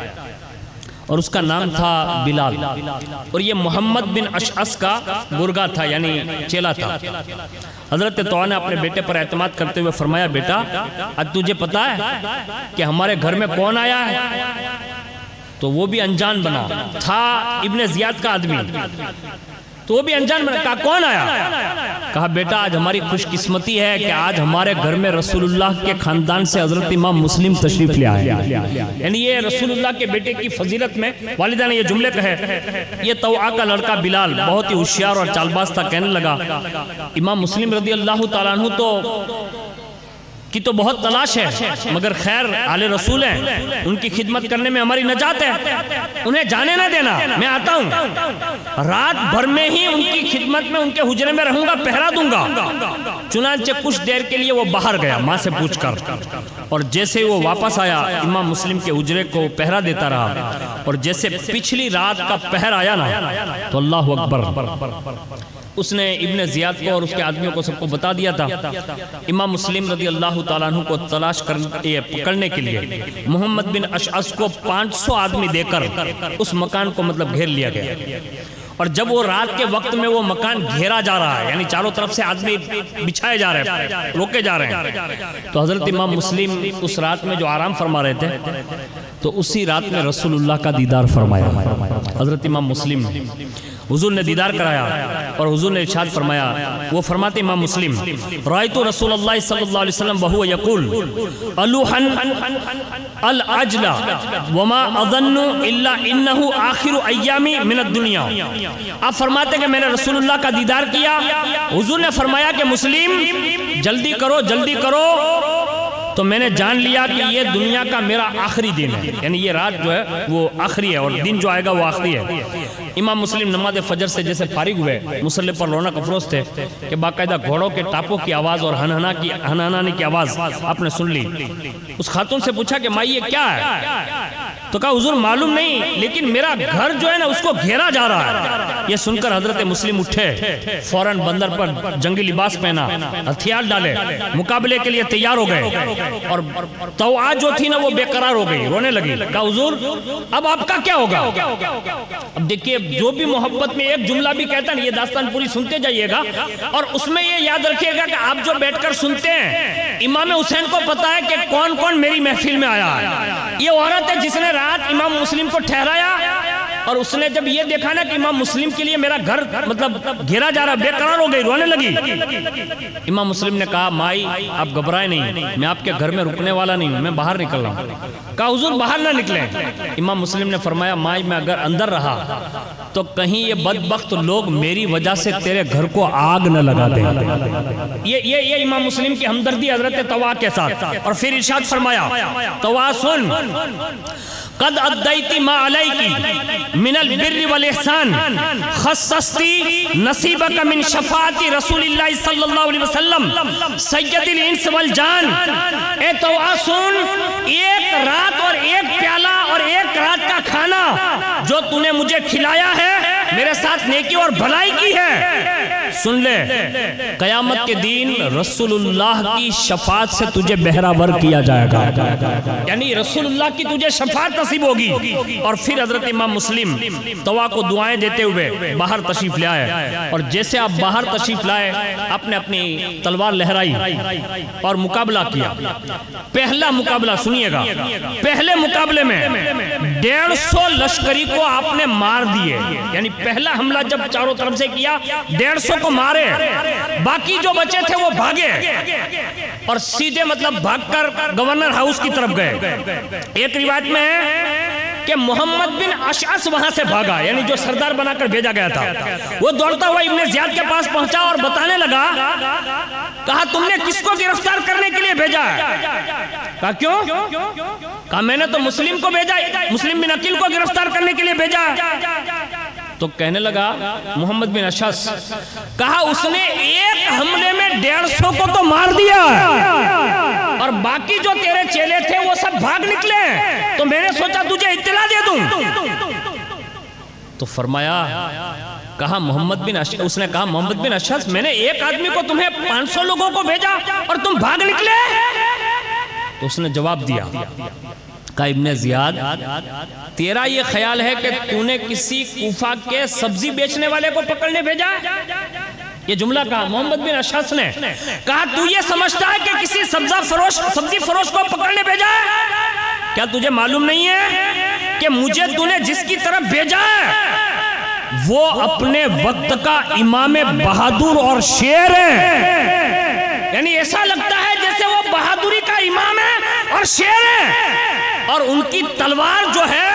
وہ حسام ہے اور جلیل قدر امام ہے. اور تمہیں پتا تو ہے ہی، ابن زیاد سے کہا تم لوگوں کو پتا تو ہے ہی کہ خاندان بنو ہاشم شجاعت کے بڑے پیکر نظر آتے ہیں، کیونکہ وہ خاندان بنو ہاشم کو دیکھ چکے ہیں سب، تو کہا یہ بڑے دلیر ہوتے ہیں اور ان کی نسل میں شجاعت بڑی مشہور ہے. غرض یہ کہ ابن زیاد نے کہا کوئی بات نہیں، اب جلدی کر 500 لوگوں کو اور لے جا. تو 500 لے کر اور آیا، اور جیسے ہی کم و بیش 400 یزیدیوں کا آمنا سامنا ہوا. پہلے 150 مارے، پھر یہ 500 بھیجیں، 400 کو پھر باقاعدہ آپ نے جہنم رسید کیا. یعنی 150 پہلے اور 400 بعد میں. اور اس دوران اتنے لوگوں کو مارنے کے بعد آپ پر پیاس کا غلبہ طاری ہوا، اور جیسے پانی پینے کے لیے آگے بڑھے تو دور سے ایک ظالم نے جو ہے وہ پتھر مارا. یعنی حضرت طوا سے پانی مانگا، اور جیسے ہی آپ نے پیالہ ہاتھ میں لیا تو دور سے ایک تیر پتھر مارا جو آپ کے رخسار پر لگا، یعنی چہرے پر، اور ہونٹ پر لگا تو ہونٹ زخمی ہو گئے، اور اگلے 2 دندان مبارک یعنی دانت شریف شہید ہو گئے. اور آپ بڑے صبر و استقلال سے فرمانے لگے الحمدللہ. پھر کہا میرے رب اگر یہ دنیاوی پانی میری قسمت میں نہیں ہے تو تیرے کرم سے میں حوض کوثر سے ضرور سیراب کیا جاؤں گا. یعنی اس پر بھی اللہ کا شکر ادا کرتے ہیں. اور جب محمد بن اشعث نے دیکھا کہ تلوار کے ذریعے حضرت مسلم پر قبضہ نہیں پا سکتے تو آپس میں مشورہ کیا ان بدبختوں نے. اور دیکھیے یہ رسول اللہ کے بیٹوں کے ساتھ ان بدبختوں نے کیسا کیا. آپس میں مشورہ کیا کہ اب ان کو کیسے پکڑیں. تو مشورہ یہ ہوا کہ کام کرتے ہیں، ایک مقام پر گہرا گڈھا کھودتے ہیں اور اس میں کمزور لکڑیاں ڈالتے ہیں، اس پر مٹی ڈال دیتے ہیں، پھر اپنے فوجی کے دستے کو ادھر سے سمجھا کر بھیجتے ہیں. جب مسلم کو وہ دکھیں گے اور وہ ادھر حملہ کرنے جائیں گے تو ان کے پیچھے مسلم بھی بڑھیں گے تو یہ گڑھے میں گر جائیں گے، اور اس کے بعد پھر حملہ کر دیں گے ہم لوگ. یعنی دھوکہ کیا، جس کو صاف دھوکہ کہا جاتا ہے. بس محمد بن اشعث کندی اپنی اس چال میں کامیاب ہوا، اور جیسے امام مسلم اس گڑھے کی طرف بڑھے اور یزیدیوں کی طرف آگے بڑھے تو امام مسلم اس گڑھے میں اندر تشریف لے گئے. اور جیسے ہی تشریف لے گئے تو اللہ اکبر، حضرت امام مسلم نے جوش میں آ کر ایک جملہ ارشاد فرمایا کیا تمہارے پاس کوئی شرم و حیا نہیں ہے؟ یعنی شرم باقی نہیں ہے کہ تم مجھ آل رسول پر پتھر برسا رہے ہو؟ یہ امام مسلم نے اندر سے کہا. ارے سنو، جس طرح تم کرتے ہو ایسا تو کفار لوگ بھی نہیں کرتے. یعنی یہ جملے کہے، یعنی ایسا تو ان کے اندر بھی نہیں کیا جاتا. حالانکہ تم جانتے ہو کہ میں تمہارے رسول کے خاندان کے اہل بیت میں سے ہوں، تمہیں خاندان مصطفیٰ اور ان کی اولاد کا پاس و لحاظ بھی نہیں. غرض یہ کہ اس مکر و فریب سے آپ کو گرفتار کر لیا گیا اور وہیں سے آپ کو مطلب نکال لیا گیا اور سیدھا ابن زیاد کے دربار لے چلے. اور جیسے امام مسلم کو سامنے پیش کیا جا رہا تھا تو سب سے پہلے سراہی وہاں رکھی ہوئی تھی. تو محمد بن اشعث نے فرمایا اگر تیرا کوئی حرج نہ ہو تو تھوڑا سا پانی پلا دے. تو ابھی پانی پینا چاہتے تھے کہ ایک خبیث نے تلوار ماری، اسی گورنر ہاؤس میں ایک تلوار ماری. آپ کا ہونٹ مبارک جو ہے نا وہ کٹ گیا، پانی جو تھا نا وہ خون سے رنگین ہو گیا، پانی نہیں پی سکے. پھر جب ابن زیاد کے سامنے پہنچے تو آپ نے ایک جملہ ارشاد فرمایا السلام علی من اتبع الہدی، یعنی اس پر سلام ہو جو احکام شرعیات کا پیروکار ہو. یہ کہہ کر آپ اندر داخل ہوئے. ابن زیاد کہنے لگا تم نے مجھے امیر المؤمنین کیوں نہیں کہا؟ یعنی حضرت امام مسلم سے کہا. تو فرمایا امیر المؤمنین تو نہیں ہے، امیر المؤمنین تو میرے حسین ابن علی ہے. اس کو کہتے ہیں شیر دل. یعنی یہ ابن زیاد کے سامنے کہا میرے امیر المؤمنین تو حسین ابن علی ہے، تجھے امیر المؤمنین ہونے سے کیا نسبت ہے؟ ابن زیاد نے کہا مسلم میرے غصے سے ڈرو. آپ نے فرمایا او خبیث دنیا کے کتے، ہم تجھ سے کیا ڈریں گے جبکہ ہم تیرے امیر یزید سے نہیں ڈرتے تو تجھ سے کیا ڈریں گے؟ اور ابن زیاد کان کھول کر سن لے، ہم وہ ہیں جو سوائے اللہ کی ذات کے کسی سے نہیں ڈرتے. یہ حضرت مسلم گورنر ہاؤس میں ابن زیاد کے سامنے کہتے ہیں. اور یہ بلائیں، اور سن، یہ بلائیں، یہ مصیبتیں تو یہ سمجھتا ہے کہ یہ ہم پر ہے؟ نہیں، بلکہ یہ مصیبتیں اور بلاؤں کو ہم اللہ کی طرف سے نعمت عظیم سمجھتے ہیں۔ اور آگے فرمایا ہم لوگ ان سے گھبرانے والے لوگ نہیں ہیں کہ یہ مصیبتیں آ گئی تو گھبرا جائیں گے۔ اور زبان حال سے گویا آپ یوں فرما رہے تھے کہ ہم دنیا کی عیش و عشرت کو بہتر نہیں سمجھتے، ہم تو آزمائش اور امتحان کو بہتر سمجھتے ہیں۔ اسی حالت میں امام حسین کی یاد آ گئی، آپ روئے۔ اور اس کے بعد ایک بدبخت نے پوچھا، کہا اتنے بہادر ہو اور بہادری کی باتیں کرے ہو، رو بھی رہے ہو؟ تو فرمایا مجھے میری باتیں نہیں رلاتی۔ کہا تو کہا مجھے امام حسین کی یاد رلا رہی ہے۔ اور آخر کار ابن زیاد یہ باتیں جب کر رہا تھا تو اس پر ابن زیاد کو مخاطب کر کے فرمایا، مردود میں جانتا ہوں تجھے دنیا کے ہوش میں آنے نہیں دیا، تو عنقریب مجھے قتل کروائے گا، مگر موت سے بزدل ڈرتے ہیں ہم لوگ، موت سے ڈرنے والے لوگ نہیں ہیں۔ اگر ہم اس میں مر بھی گئے تو اللہ ہمیں ہمیشہ کی زندگی عطا فرما دے گا۔ اور پھر فرمایا ابن زیاد یہ باتیں سن کر یہ کہنے لگا، خیر اب آپ کو جو وصیت کرنی ہے کر دو، کیونکہ آپ کی موت کا وقت قریب ہے۔ یعنی حضرت مسلم سے یہ جملہ کہا، آپ نے فرمایا اشہدو ان لا الہ الا اللہ واشہدو ان محمد عبدہ ورسولہ۔ اور اس کے بعد 3 وصیتیں فرمائی، اور 3 وصیتیں کرنے کے بعد جب جلاد کو حکم دیا کہ امام مسلم کو اب اوپر لے جاؤ تیسری منزل پر، تو آپ نے وہاں پہنچ کر جلاد سے کہا کہ اتنا وقت دے دے کہ مسلم بن عقیل 2 گانا ادا کر لیں، یعنی 2 رکعت پڑھ لیں۔ جلاد نے کہا آپ مجھ سے یہ امید نہ رکھیں، میں ابن زیاد کے حکم کے خلاف نہیں کر سکتا۔ اس وقت بھی آپ کی آنکھوں میں آنسو جاری تھے، اور جس وقت جلاد نے آپ کو تیسری منزل سے زمین پر پھینکا، آپ نے اس وقت ایک آواز لگائی جس میں یہ صدا تھی، واہ حسینہ واہ حسینہ واہ حسینہ۔ سر مبارک زمین سے سیدھا، مطلب یہ اوپر سے سیدھا زمین پر ٹکرایا، اور وہیں سر جو ہے وہ پاش ہو گیا، اور وہیں پر آپ کی روح جو ہے قفس عنصری سے پرواز کر گئی۔ انا للہ و انا الیہ راجعون۔ اور جیسے حضرت مسلم زمین پر تشریف لے آئے اور آپ نے جام شہادت نوش فرمایا، تو ابن زیاد نے بکیر ابن عمرو کو، اب دیکھیے رسول اللہ کی اہل بیت کے ساتھ حضور کا سلوک دیکھیے، جیسے حضرت مسلم کی مطلب جس میں اقدس پڑا ہوا ہے، تو ایک بندے کو بھیجا، کہا ان کا سر قلم کر کے لیا۔ جیسے وہ آگے بڑھا نا اور سر کاٹنے کا بھی ارادہ کیا، یعنی کاٹ دیں، تو اللہ تعالیٰ نے اسی وقت اس بندے کے دونوں ہاتھوں کو بیکار کر دیا، یعنی شیل ہو گئے، یعنی وہ کام کرتے ہی بند ہو گئے۔ ابن زیاد کو اطلاع دی گئی، اس نے بکیر کو بلا کر حال پوچھا، تو اس نے بتایا کہ میں نے امام مسلم کی لاش کے بجائے ان پر جلال اور ہیبت ناک صورت والے شخص کو دیکھا جو غضبناک ہو کر دانتوں میں اپنی انگلیاں دبا رہا تھا، اور دیکھتے ہی دیکھتے میرے ہاتھوں پیروں میں جان نہیں رہی، یعنی اتنا وہ جلال میں تھا جس کی وجہ سے میرے ہاتھ پیر بند ہو گئے۔ یہ سن کر وہ ابن زیاد جو تھا وہ دنیا کا شیدائی تھا، مغرور تھا، تکبر والا تھا، وہ ہنسا مسکرایا، اس نے کہا ایسا ہو سکتا ہے، دوسرے کو بھیجو۔ جب دوسرا گیا نا تو وہ خوف کے مارے واپس آ گیا۔ ابن زیاد نے پوچھا تجھے کیا ہوا؟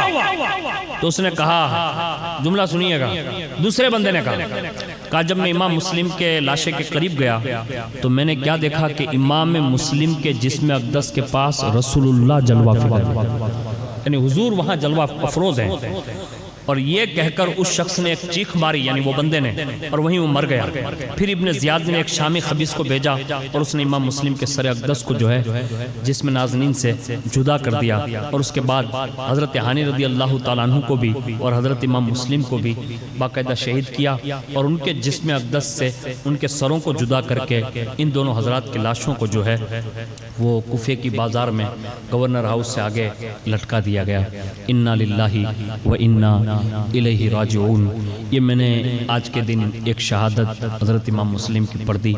آپ نے اور ہم نے سنی۔ یقین رکھیں یہ ہر سال جو سنایا جاتا ہے اس کا اصل مقصد یہ ہے کہ انہوں نے کوئی جائیداد کے لیے اپنی جان نہیں دی، دنیا کے لیے نہیں دی، بلکہ فقط دین اسلام کے لیے انہوں نے اپنی جانیں دی، اور اس دردناک اذیتوں کے ساتھ انہیں شہید کیا گیا۔ اگر یہ شہادتیں سننے کے بعد اگر ہمیں اور آپ کو اہل بیت اطہار سے تھوڑی بہت بھی حیا ہے، اور ہم اور آپ مل کر سب تھوڑا بہت بھی دین کا کام کر کے لے گئے نا، قیامت کے دن امام مسلم کے سامنے اگر ہماری اور آپ میں سے کسی کی بھی حاضری ہوگی، کم از کم ہمارے سر بھلے ہی نیچے ہوں، لیکن وہ سرخ روئی کے ساتھ فرمائیں گے کہ تم نے میری شہادت کے بعد دین کا یہ کام کرنے کا ارادہ کیا تھا، آؤ میں اپنا ہاتھ پکڑ کر تمہیں اپنے نانا کی بارگاہ میں لے چلتا ہوں اور نانا جان کی شفاعت سے بہراور کر دیتا ہوں۔ تو یہ شہادتوں کا سننے کا اصل مقصد یہی ہے۔ اللہ تعالیٰ سے دعا کرتا ہوں کہ اللہ تعالیٰ مجھے آپ کو سب کو